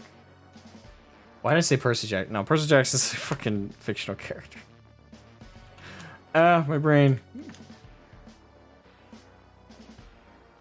Peter Jackson. They're both P's. That's why it threw me off. Not Percy. Peter Jackson. I even said it earlier. I fucked that one up. You know who I was talking about. But he was a fan of the Lord of the Rings. That's why he was so desperate to make the series and why he was so committed to it. And even had his own kids in the movie at one point when Bilbo is like sharing his stories. There's a couple of the kids you see in the footage there. That's his kids. You know, that's how much he loved this. He just wanted to make it right and to... Oh, jeez, that jumped me. Jonas, thank you for the $10, man. Thank you. We need Warhammer. Yes, we do. We need good Warhammer. That's for sure. Thank you for generosity, man. Much appreciated. And thank you for using Streamlabs because again, I don't want to give any kickback to YouTube right now. They're just YouTube's being the worst, so I don't want to be my best for them. So I appreciate it on both fronts a lot. One can be positive but still hold reservations. Do be prepared for either outcome and celebrate if it goes well enough. Yep. And as I like to put it, like from a pessimistic point of view, with pessimism/realism, you can't really lose. Because if you're wrong, then things are good. Because you have the negative standpoint on everything. So when something comes out good, you're wrong, but it's good. So you get to enjoy it all the same. But if it's bad, you get to enjoy being right. Everything's burning around you, but at least you're like, well, I was right. There's one positive in this. I was correct. That being said, I'm not pessimistic about this show. I'm actually positive, just cautious. I'm ready for it to fail in my heart. I'm just begging to Christ. It's not going to fail. It's going to be good. Henry's going to bring the best. I keep saying his first name like I know the man. I feel bad about that. But, you know, I can't help but be hopeful that this will be done right. Yeah, I'm definitely excited for it. Obviously, the first trailers might completely change this point of view. But we'll have to wait and see until we get our first like previews and our first vision start to be put on camera or put on screen, sorry. We need to give it a little time for that to happen.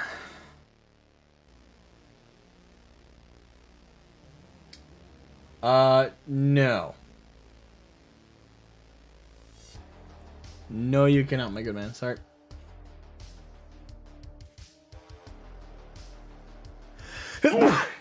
I felt it coming. Damn it. Karn, welcome to the call lines. How you doing?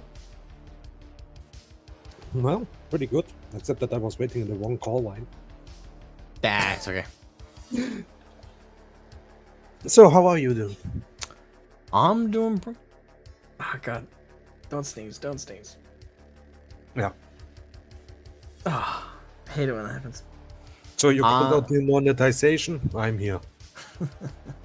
I'm glad you came. I'm glad the Batman symbol in the sky brought you.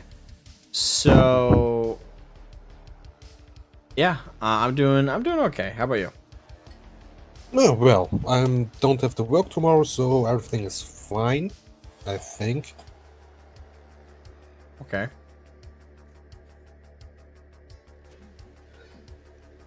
Looks like Dragonis is already happy that I'm there. Yep. Karn, hooray! That's good to have Karn.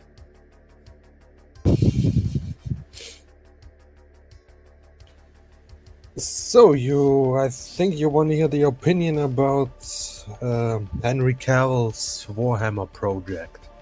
Yep. I'm curious what your take is. Are you positive, cautiously optimistic, worried, concerned? I am a bit concerned. All right. Mostly because we do not know what contract he have with Amazon. And if Amazon is going to finance all of that, they are going to want certain things from him to happen. Yep. That's what I'm worrying a lot, actually. Because if it was part of his money also involved... I don't know. That's the thing. I don't know how much of his own stuff he's bringing in. I don't know how much is provided. By the sounds of it, the primary publisher is Amazon, which means it's probably going to be an Amazon exclusive show. And if that's the case, that tells me they are the primary source of funding. But not entirely, because doesn't it go... isn't it his girlfriend's or wife's studio? It's her studio, but the money is coming from Amazon. That's the work is being done by the studio, but their checks are getting paid by Amazon. So, who knows? Like, Amazon doesn't have the best track record. I don't think it has any good track record at the moment. At least I cannot think about any Amazon. You got the Reacher show. Haven't watched that. Pretty good. Not woke. Not woke. No. What did you say? Reacher or Preacher? Reacher. Reacher. So not the cold comic Preacher. No. Reacher, the literary character. Yeah, like... if you want to see something weird, take a look at Preacher. Preacher. Yeah, it's about... I cannot say that on YouTube. Right. He's a serial killer, and it gets odd. It gets very odd. By the way, did Cavill say it's going to be 40k or just Warhammer? We don't know. We know it's Warhammer. We know it's not fantasy. It's the 40k universe, but we don't know if it's 40k timeline. It would be funny if he goes fantasy. No. We know it's not fantasy. We just don't know. We don't I will know. get a big laugh out of that. Well, if it was fantasy, the only character I see him playing is Emperor Carl Franz. Now who knows? He might be able to do a good Sigma. Like, imagine him with no shirt. Long hair, No looking band. like Conan the Barbarian. Yes. I don't know. I think it looks better with short hair, personally. But Yeah. I as far as I've seen, it's 40k in the sense of it's the sci-fi Warhammer. We don't know if it's gonna. We don't know the timeline yet. We don't know if it's gonna start with Horus Heresy in 30k. We don't know if it's gonna go straight into the 40k, the modern Imperium with the modern stuff going on. We don't know. Maybe he takes a lot of cocaine and starts with, I don't know, Rogue Trader. Well, actually, Rogue Trader would be an amazing point to start. But timeline-wise, wouldn't that still be 40k? Yeah, it would still be 40k, but as a Rogue Trader then. I mean, they could do that. Yeah, because Rogue Traders, they are not really bound to anything Imperial. They can do weird shit. I mean, they're bound to the Imperium, but they're not bound to one specific Loosely. world. They're actually very loosely bound to the Imperium. They do trade with Xeno. They sometimes have Xeno's crew. They do? They do. That's the first I've heard that. I knew they traded with Xenos, but It might Xenos be old crew? war, but I'm pretty sure they do. That's definitely not Like, new. they are lore, I don't think. they are not going to be full Xenos. There might be one guy that's a Xenos. Definitely couldn't be an orc. It would probably have to be even a blood axe wouldn't really work with them. But it'd have to be like I wouldn't want a Drukari on my crew, but it could be a Drukari. It could be a normal Eldar, like a Craftworld Eldar, Just a weird alien. a weird alien, I guess, or a Tau. Not that I would want a Tau either. And I just, as a human, there's so many reasons working with Xenos is a bad idea. It could be a Waywatcher. What is it, a Waywatcher? The Elder that go out on their own. I don't know. I think it's Waywatcher that does that. But no, I they don't could, like, if they want the, I don't want to say inclusive, if they want to have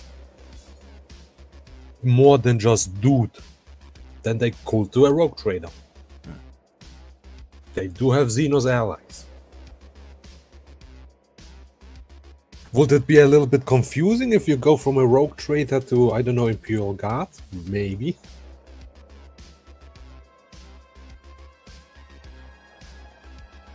And yes, Urs is right. Rogue traders are desperately deviants and dealers. Huh? You see, Dragonus even says that they sometimes have Xenos crew and tech. Which That old gets lore them- or is that new lore? I'm pretty sure it's still normal lore. I don't think they changed much about rogue traders, to be honest. They are a little bit forgotten. They have. I can't think of any recent books on them. I mean, the recent books I think of is like Gaunt's Ghosts and stuff. Yep, the new that's detective probably- story they released. I can't remember the name of it. Like, I can see them having some crude mercenaries as well, because they are kind of cheap. You pay them with meat. Well, anyway. So Known to include everything in 40k. Dark Elder, Elder, Orcs, Assassins, Mechanicum, Knights. I would say if you're worried that Amazon won't let them get away with anything, watch the Reacher show. At And not least, any, but they are going to pressure him to do certain things that we might not like. I have no doubt. There's gonna be pressure. The debate really comes in how much they're going to demand, and the thing is, I'm not too worried if he does have to cave and add diversity because it's 40k. He can do it and make it natural. No, my problem is subversive stuff. Like female space marines, stuff like that. Yes. I don't think they're going to demand that. Like, I think that gives Amazon too much credit for their knowledge of the setup. That will be funny, giving that much credit. I just don't think they know that much. Like, I don't think the that's legal what- crew behind Amazon that demand this stuff know that much. That's giving them way too much not credit for what they know of 40k. I think they're gonna demand, like, you need female representation, you need black people, you need Hispanics, you need all these groups in here. But I don't think that they're gonna specifically demand changes to the existing lore. They're just going to demand that those things be there. And I think once Henry gets the list, I think he can add all that in without breaching any of the lore. Like, I would love to see some Talaran Desert Raiders. They are awesome. Again, like, I think this can be pulled off and done well. Like, diversity how it should be. Natural.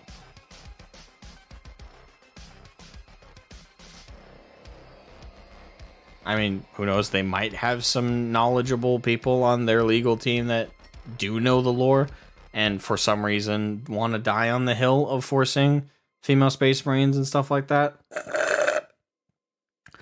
But I don't think that highly of Amazon's intelligence or cautious, familiarity. but I hope for the best. The worst thing that could happen if, like, the first couple episodes are great and then it goes bad. That might happen. I mean, at the very least, we'll have those first couple episodes. Yeah, that might be the worst case scenario in my mind.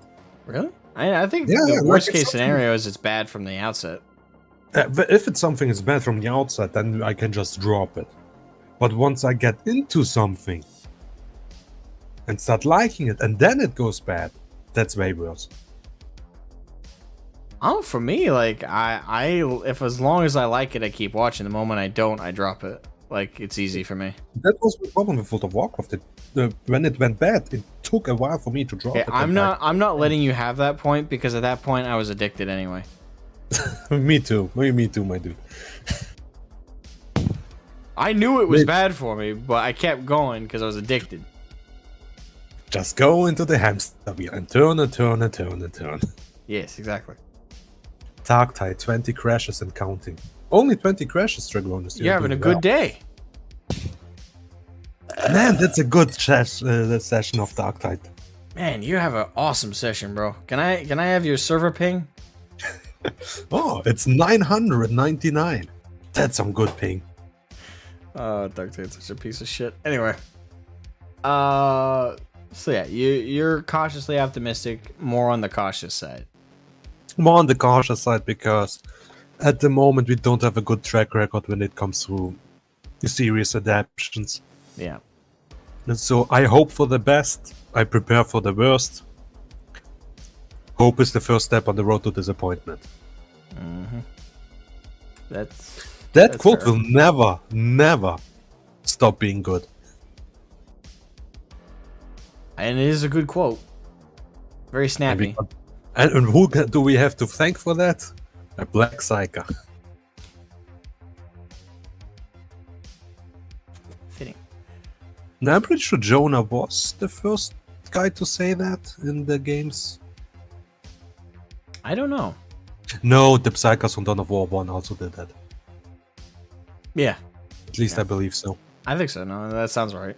Sounds right to me anyway. I could be wrong. All right. So cautiously optimistic, more on the cautious side. Assuming the best case scenario, what role do you think Henry Cavill should play? I think I said it one time. I would like him to see as the Lion. Because except for having normal-ish brown hair, I would think he would be a great Lion. Wouldn't he have to dye his eyebrows? Because the lion was blonde. Yes, I know, but movie magic, that's easy. Like, washable dyes, that's piece easy for them, but when I imagine... Oh, sorry, I bumped my microphone. If I imagine the lion's facial structure and everything, I think of Henry. I think of the guy who played Thor in the Marvel movies. The thing is, I would like him to be Lehman Russ.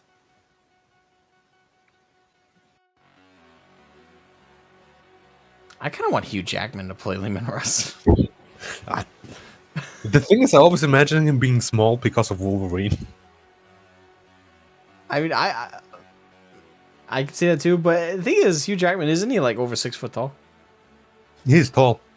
Yes, I think he could. I think he would play a better Lehman Russ, and we've seen how he could be aggressive on screen. I don't know. I think I see that better. He would also be a good one, yeah. Yeah, the actor who played, and I'm terrible with actor names normally. The reason I remember Sam Witwer's name so well is how many times I've had to bring him up when talking about Star Wars and stuff. But the actor who played Thor in the Marvel movies, the reason I see him playing the Lion, especially now that he's starting to get a little older. Because he's a bit cocky, right? Yeah, he's a bit talky. Plus, he does bursts of aggression well, but I don't think I've seen that actor maintain like steady aggression throughout. I've seen Hugh Jackman maintain a steady aggressive attitude throughout and do it well and give that sense of don't fuck with me.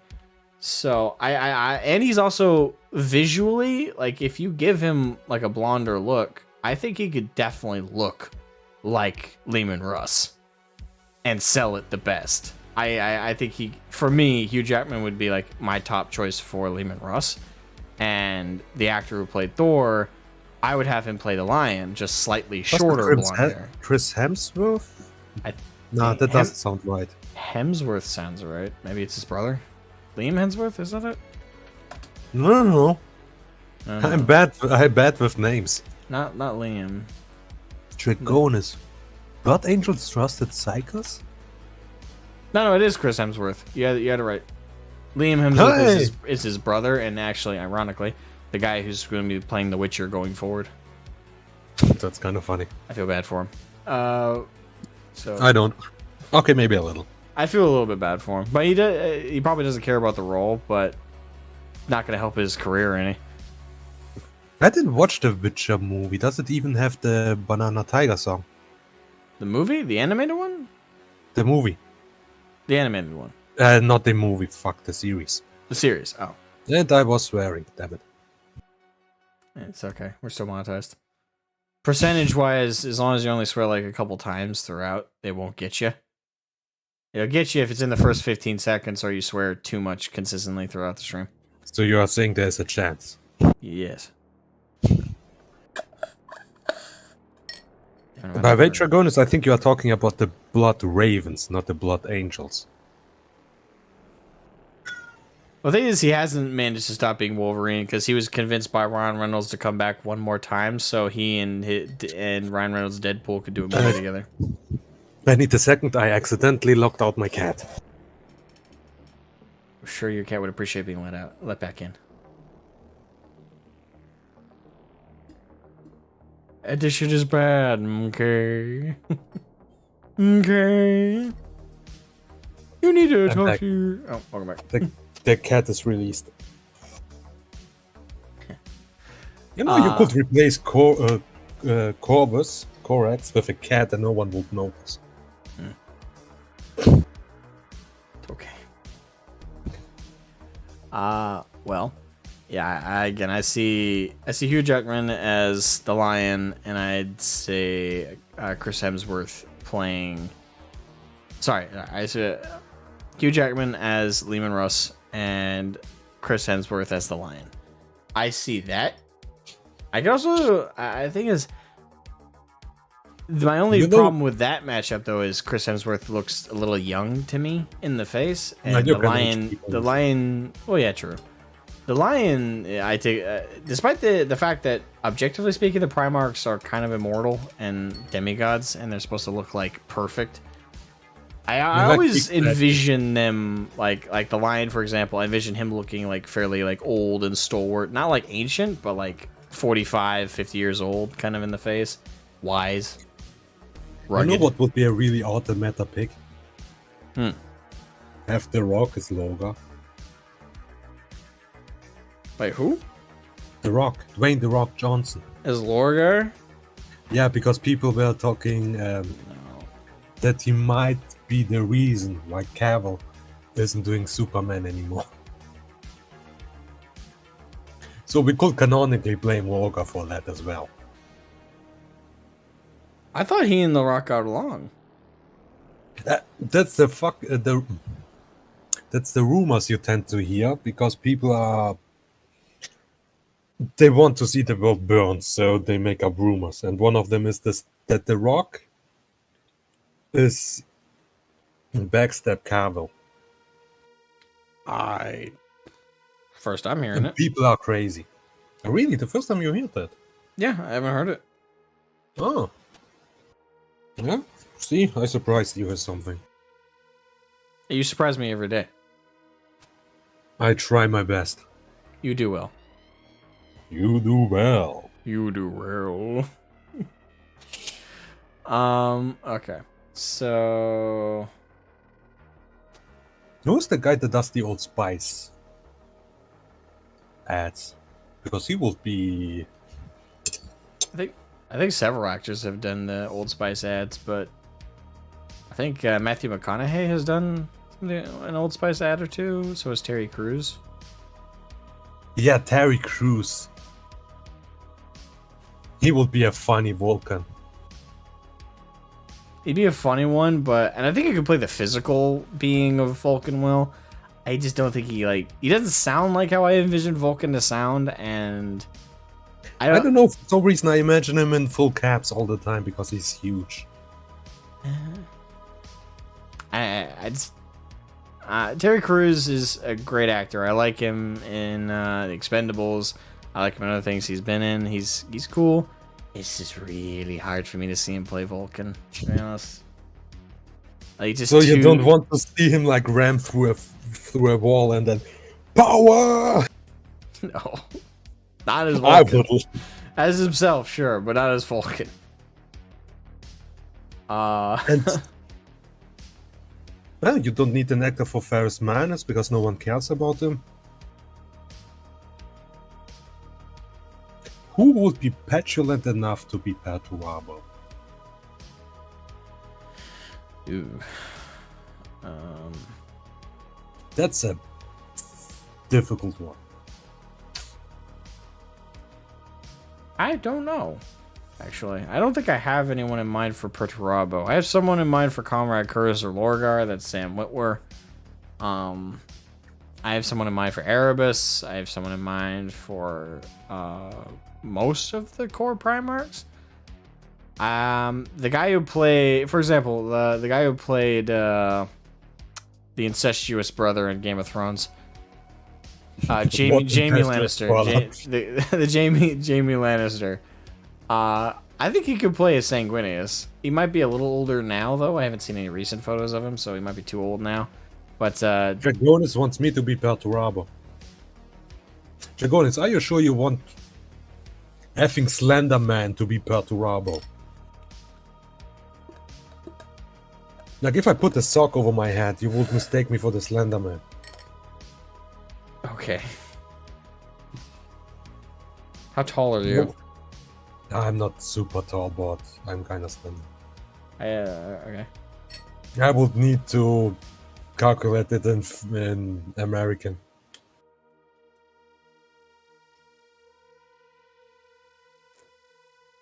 You guys judge by centimeters, right?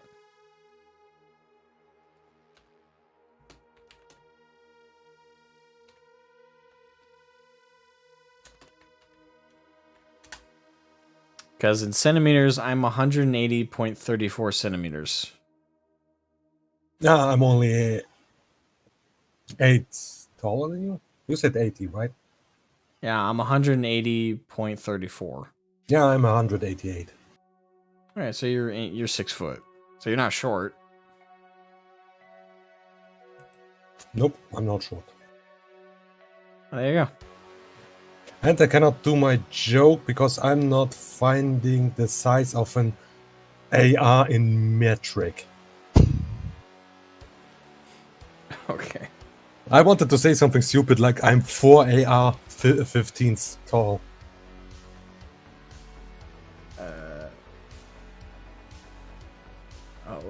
You're gonna just send me like a thing for like actors to recommend? Hold on, let me pull this up. Oh yeah, it's a Quora thing. What actors would make the best looking Primarchs of 40k universe? Okay. The problem is, Urus, I'm not petulant enough to be Perturabo.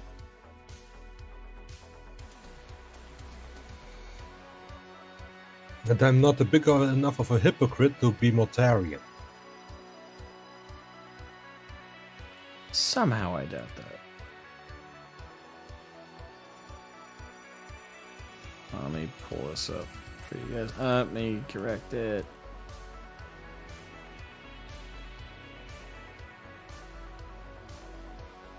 On a rare occasion, I don't have that many tabs open.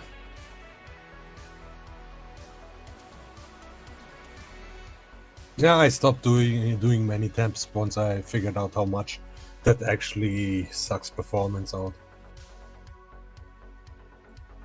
Yeah, I only do like 3 tabs now, at most, unless I'm directly only watching videos. I don't know who Charlie Hunman is. Really? No. That being said, I might know his face.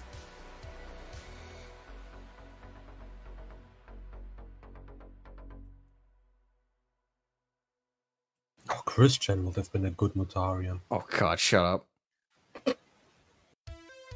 Shut up, you whore.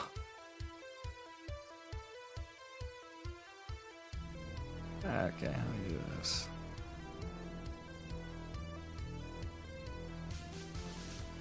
Alright, that's good enough. There we go. Okay, so this is the one that the big man sent me. Here's Also, thanks to Christopher Bauer. Bowers, yes. Thanks to Christopher Bowers on Quora for their take on this.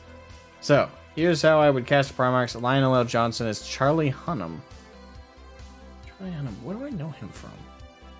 And the nose scroll down, maybe you can tell by his face, but Well, that's his face. I have right no there. effing idea.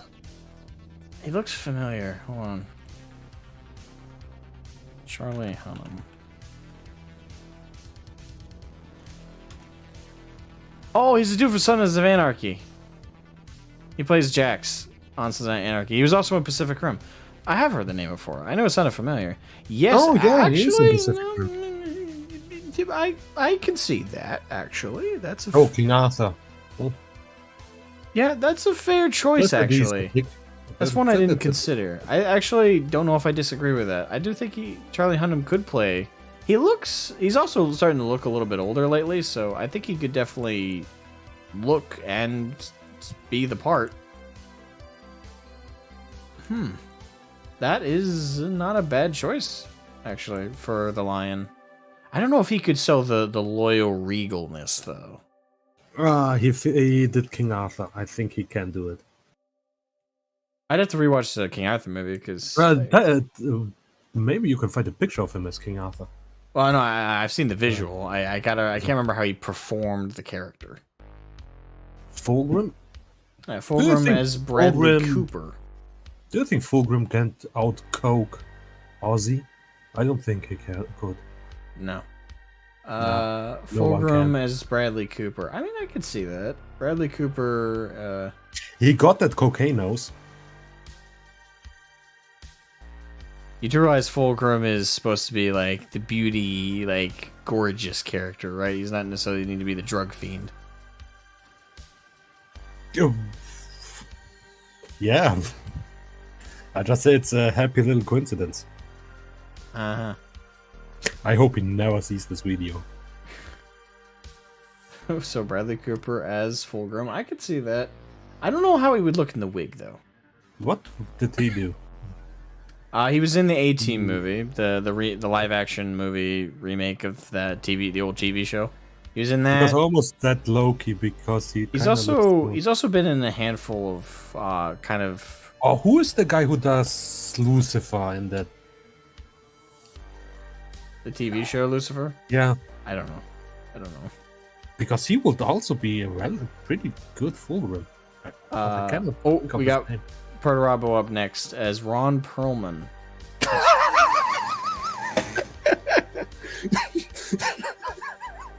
I cannot hate on that choice, though. That's so fucking random. Why? Ron Why Perlman as as Protorabo. Yeah, that one I cannot see. No. Maybe later Perturabo, but no. I can't see him playing Protorabo. It would be funny. It'd be but no. funny, but no. Like, I can't see that. That first of all, like, we know Ron Perlman's willing to get in like a shit ton of makeup and stuff for a role, and is like putting all those like drills and stuff. Yeah, in I've tube seen that him have in said- the Monster Hunter movie. It was horrible. Well, no, I was referencing Hellboy, but Oh yeah, that as well. But for him to play as Purdy, no, I can't see that. That's He isn't a as stretch. passive aggressive, mean spirited enough. I don't know. He could do passive aggressive pretty well, but not. I don't think he can really do the right amount of petulant and easily pissed off. Plus, you also got to keep in mind that Ron Perlman's a little old now. The Primarchs are not supposed to look really old. They're Perhaps supposed to be fairly youthful, actually. Perhaps he's also very much like an overgrown teenager, I would say almost. Yeah, well, I'm thinking mostly from a physical presentation, and Ron Perlman's an older Oh yeah, actor that. now. Yeah. He's an older actor now, and I think roughly speaking, the certain Primarchs should look a little bit older based on the life they've lived, but objectively they are all supposed to look like they're in their prime constantly. So Man, if it will go by stress, a certain Primarch should be dust. yeah, I mean, they all should look like they're between the ages of 25 and 40, like in that pocket. Maybe 25 is a bit too young, but yeah. I don't think so. Like, think about Sanguinius. Like, I think of Sanguinius, I think of a very youthful, lively person. Same with Fulgrim. Fulgrim is supposed to be very beautiful and youthful. Both I of hope them, he doesn't I want to very put much Ryan see Reynolds in the 25-year-old range. I would say the majority of the Primarchs look like they're 35 or so. Like, I would imagine, I constantly picture someone like Corvus Corax or Ruboat Gulliman. Like, both of them I picture in my head to look 35 to 40 in age. Yeah, in the middle of their life. Yeah, they don't look young, but they aren't old necessarily. Like they don't look ancient by any stretch. Like they are about to buy a new car to prove that they still got it. Kinda. Yeah, Fulgrim, like I said, I picture him easily as looking really youthful in the face. Someone who looks like they're 25 to 30. Same with Sanguinius.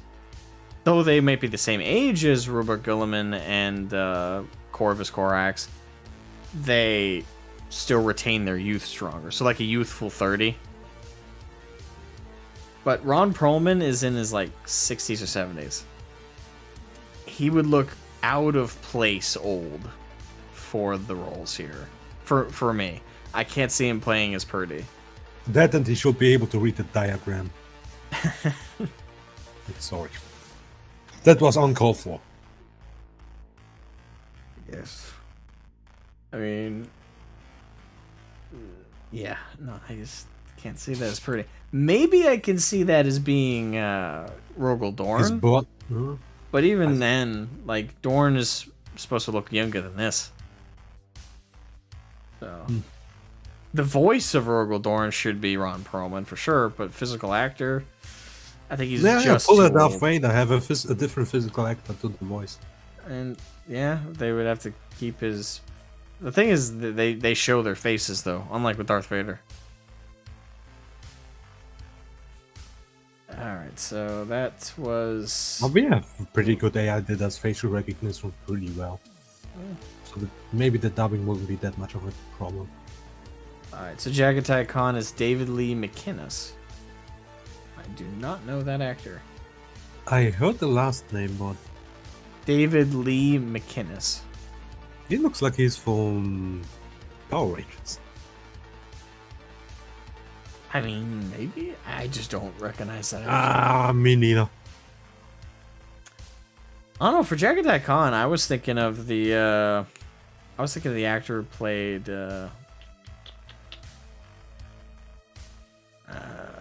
shit. I'm trying to remember the name of the movie. Ip Man? The Ip Man remake thing on Netflix. Most Forever Asian ago. actors I know are most likely either that or very old. Because most time I see them was in like old Kung Fu movies. Because I watched a lot of them. So I'm completely baffled at which one to take. I don't... Maybe the little fat guy from Heroes. No. Don't. Say Lehman Russ. Vladimir Kulich, the actor whose appearance I'm convinced Russ was modeled. What? Vladimir Kulich. Who is Why Vladimir? does he look so thin in the face on this model? Because of the paint job. He makes him look very gaunt. Who the hell is that? I don't know. I have not watched Vikings. It's not from Vikings. Oh, really? He looked so generic. I thought that he was from Vikings. No, I just pulled him out.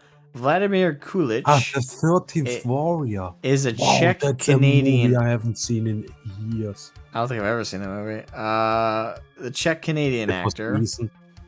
Let's see, movies he's been in. He's been in The Legion, Invincible, Savage Dog, The Debt Collector, Debt Collector 2, The 13th Warrior, and Ironclad. I have seen none of these. The 13th Warrior is worth it. And If it I looks like recall it's worth correct. it because the main actor on the poster is Antonio Banderas. And Oh. I don't think I've seen a single movie he's been in that I didn't like, at was- least residually. Dragonis, was that the bad guy? Was that the bad guy of the movie?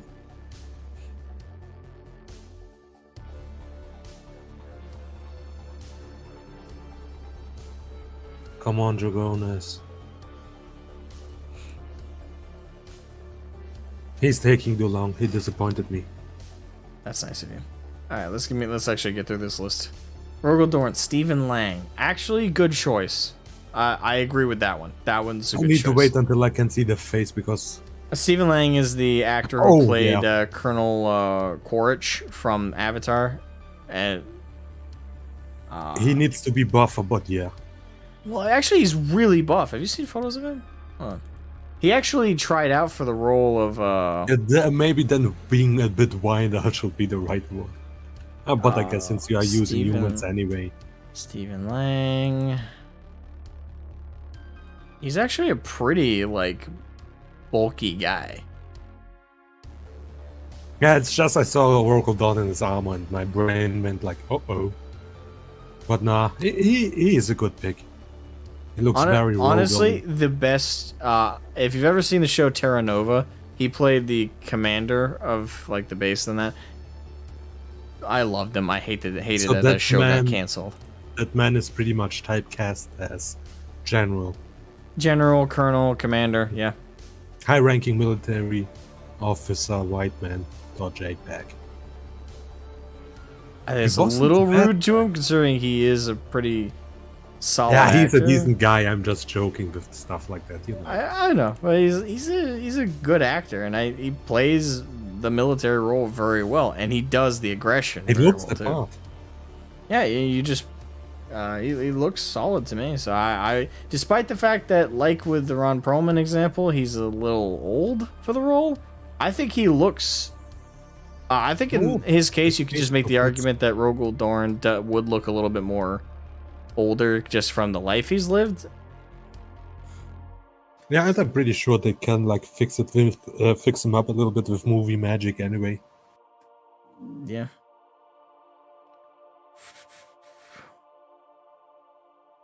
Vladimir was a leader in the 13th Warrior, very wild, aggressive leader. Okay. Let's see, Conrad Kurz. Hold on. Conrad Kurz, Willem Dafoe. No, I stand by my choice. Sam Witwer. Sam Witwer can sell the raving lunatic so well. Willem Dafoe would be awesome as like Zinch. I think that would be a better casting is have Willem Dafoe voice like the evil voices of Zinch. Yeah. That'd He could do a better. change of ways. Yeah. Like we can have a Ryuk in a good movie. A series, sorry. Sanguinius, and this person wants Henry Cavill with what there. Literally what I said for line for the line he uses to for be Sanguinius. fair, to be fair to this individual who made these choices, he does have the Sanguinius face. I will agree with that. Chiseled, handsome, robust. I barely liked him in the white wig for Witcher though. I can see him also wanting to do girly man. I hope he doesn't. I really do. I hope he plays anybody but Robert Gilliman because I hate Gilliman. Someone needs to like tag him in like Twitter and asking about if he supports our spiritual liege. If he answers this with no, then we don't need to worry. Alright, Ferris Manus, played by Manu Bennett. I know that actor. I see it. He was in Arrow, the show about the Green Arrow. He was also in what's that show? It's like a post-apocalyptic fantasy show. But man, he would be suckered out, or he will have so little to do. I mean, I think that's kind of the idea. Is it's a throwaway role to an actor who, I think he's a decent actor, but I think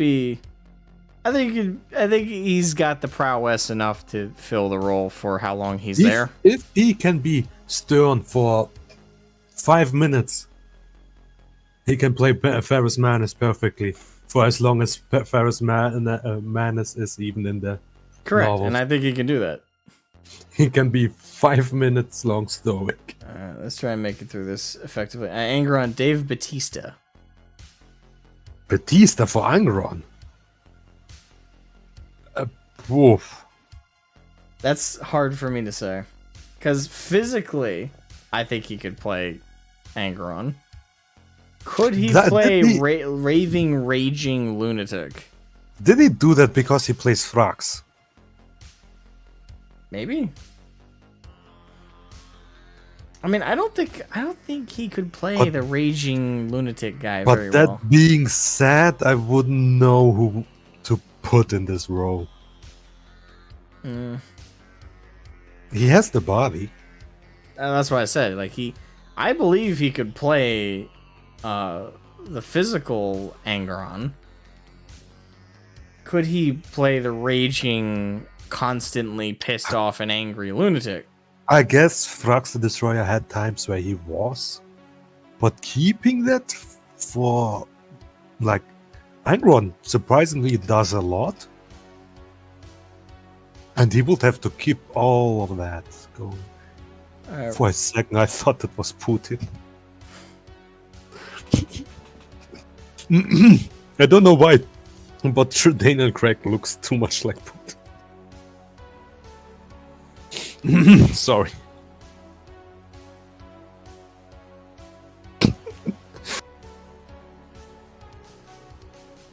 That's Daniel Craig. I know, sorry. Man. I think Daniel Craig could play Blueberry. I think he could too, because he could sell that dislikable douchebag perfectly. I think he could do it. So this isn't a bad choice. I'd say yeah.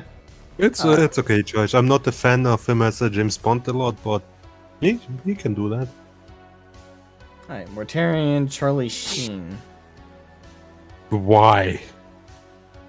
It's because Charlie Sheen's blood is like toxic. I don't even know. I have no idea where this stems from. Charlie Sheen. I mean, As if you take his Mortarion? blood and inject it into another human, I that don't human think will die. I don't think he could sell the physical role, because Charlie Sheen's not exactly built. I don't think he could sell the character well, because Charlie Sheen's known for playing comedic characters. And when he does try and do serious roles, it's kind of a joke in and of itself for the attempt. I don't see this at I all. don't even think he can memorize his I don't- lines well. I'm sorry. Let's see, who is this guy who posted this? Christopher Bowers. I don't know if this was a joke choice you made, but if it was serious, I'm sorry. I gotta call that out. That was a bad choice. The worst thing about it is he needs to be on point with the casting of Mortarion because he's somewhat important. And he's still alive in 40k. Fucking shit up. So Yeah, but it didn't do. Did he do a lot during the Horus Heresy? I mean, he was kind of important, but he did plenty during the heresy, but it's 40. You gotta keep in mind he's one of the main villains, quote unquote. Yeah, in 40k. In 40k for the Imperium. So he's an important character long term. You have to legacy choose him well. And Charlie Sheen is a terrible choice. Just a terrible choice. He can't do the physical role, and I don't think he can do the character well. This is I get that it might be a joke choice by Mr. Bowser here. I don't know. I thought he OD'd like 2021 or something. No, I think he's still alive, isn't he? For sure. Well, Horus, honestly, Telly Savalas? Wait, who? Telly Savalas. Apparently he's dead. Okay, now he's choosing dead people. Oh. Like, we can't resurrect the dead to play a role. If that was the case, if I scroll down, Michael Clark Duncan better be Vulcan. If you're gonna give Horus a dead actor, you better give Vulcan the right person, which is Michael Clark Duncan. The problem is Horus. You need to be able to like play a very nice, decent, great to be with guy, and then a total dickhead because that's how he's written. Vin Diesel as Loregar. Yeah.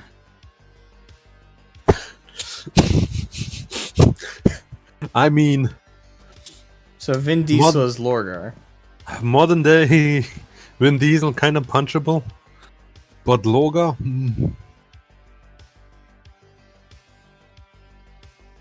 A, I don't think he'd do the role, but B, I don't know. When I think of Loregar, I think of an asshole. Like, I think of someone I would want to kill. It doesn't matter how big or tough or powerful he is, I want to kill him. Like, I dislike him that much. So, I kind of want Loregar to be the nicest person.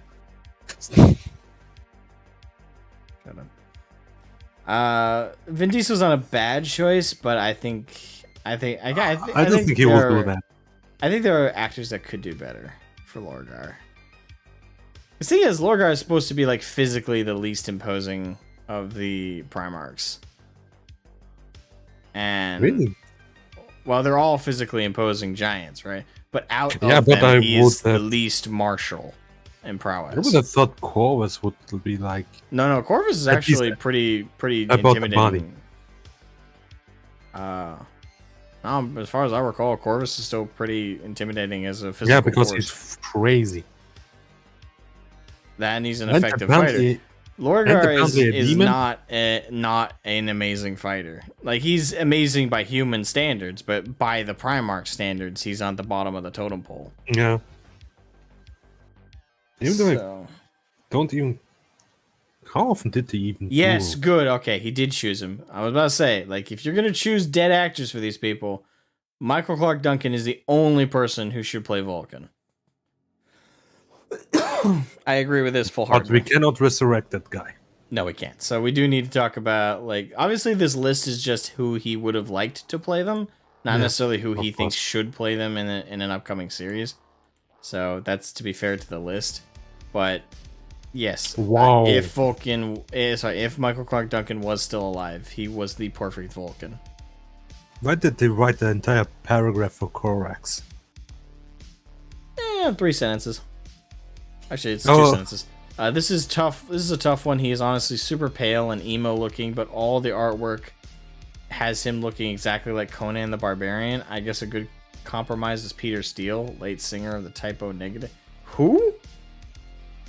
Wow, that's a pull.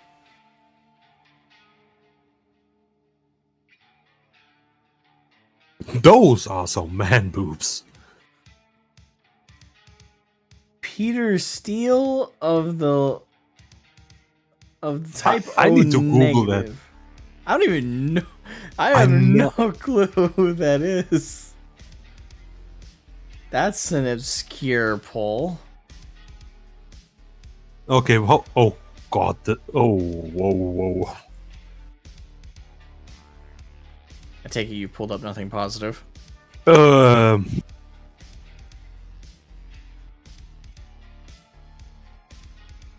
This TOS offensive? No, it's not US offensive, it's just... Oh, the music is kinda... Bad? 13 years ago.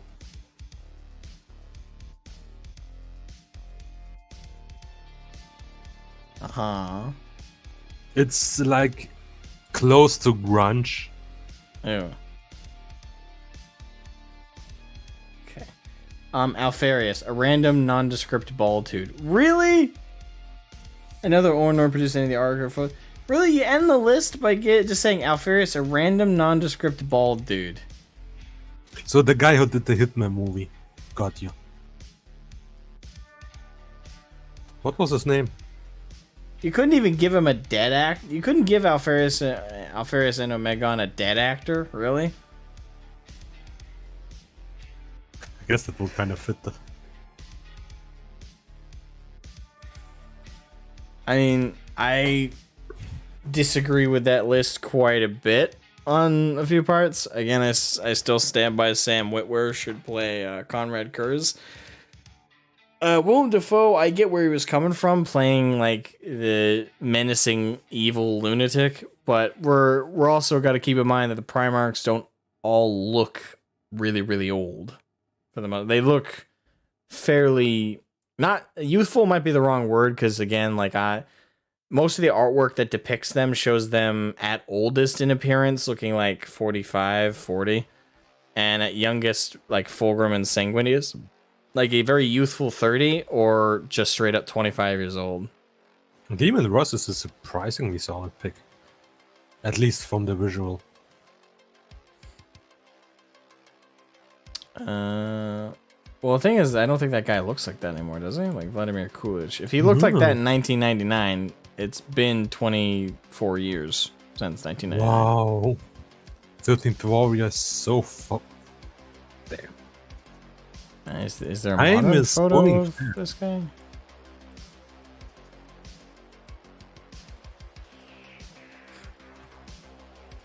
Well, anyway, this chat went on a tangent, so I guess I'll end off on my third question, which I've forgotten. Great. Oh yeah, how much do you think Amazon are gonna try and push in on this one? Oh, as hard as they can. They are most likely going to do some big asks, some little asks, and hope as much as they want, as much as possible goes through. Yeah. So they will ask something grand, and will say no, and instead they settle on something small. That's how I think it's going to be. Okay. From the way I know how businesses work. Especially the ones like Amazon. Especially the ones like Amazon. They aren't that big for no reason. Mm-hmm. Well, thank you for coming on, Karn. Thank you for giving your perspective. I much appreciate it, man. Yep, see you later, my dude. See you later. Alright, we've been going for a fair amount of time. We brought on around 3 people. So, yeah, I think that's a good place to call it. It was a good chat overall. And, yeah, I'll just repeat my stance. And, again, I appreciate the guys who came on and gave their perspectives. I think I'm cautiously optimistic. I'm more optimistic than cautious, but I am cautious all the same. I'm ready for it to be a possible failure, but I'm hoping and praying it'll be good. And I don't think the chances of that are slim. For once, I think the chances of it being good are high. Because again, I like to use this example. The last project I could think of that was being controlled and headed by a fan of something was Lord of the Rings with Peter Jackson. And if we can get that same amount of just sheer commitment and passion from Henry Cavill, I think we're looking at a major success here. I really don't doubt Henry Cavill, but I do doubt Amazon, and I doubt GW and how much they're gonna possibly bring down the project with unfavorable demands. But I will withhold any major concerns or judgment until we actually see some trailers and see some potential media about whatever we get. Fingers crossed. But yeah. Thank you guys so much for watching. I appreciate you guys, and I will catch you guys again soon, hopefully.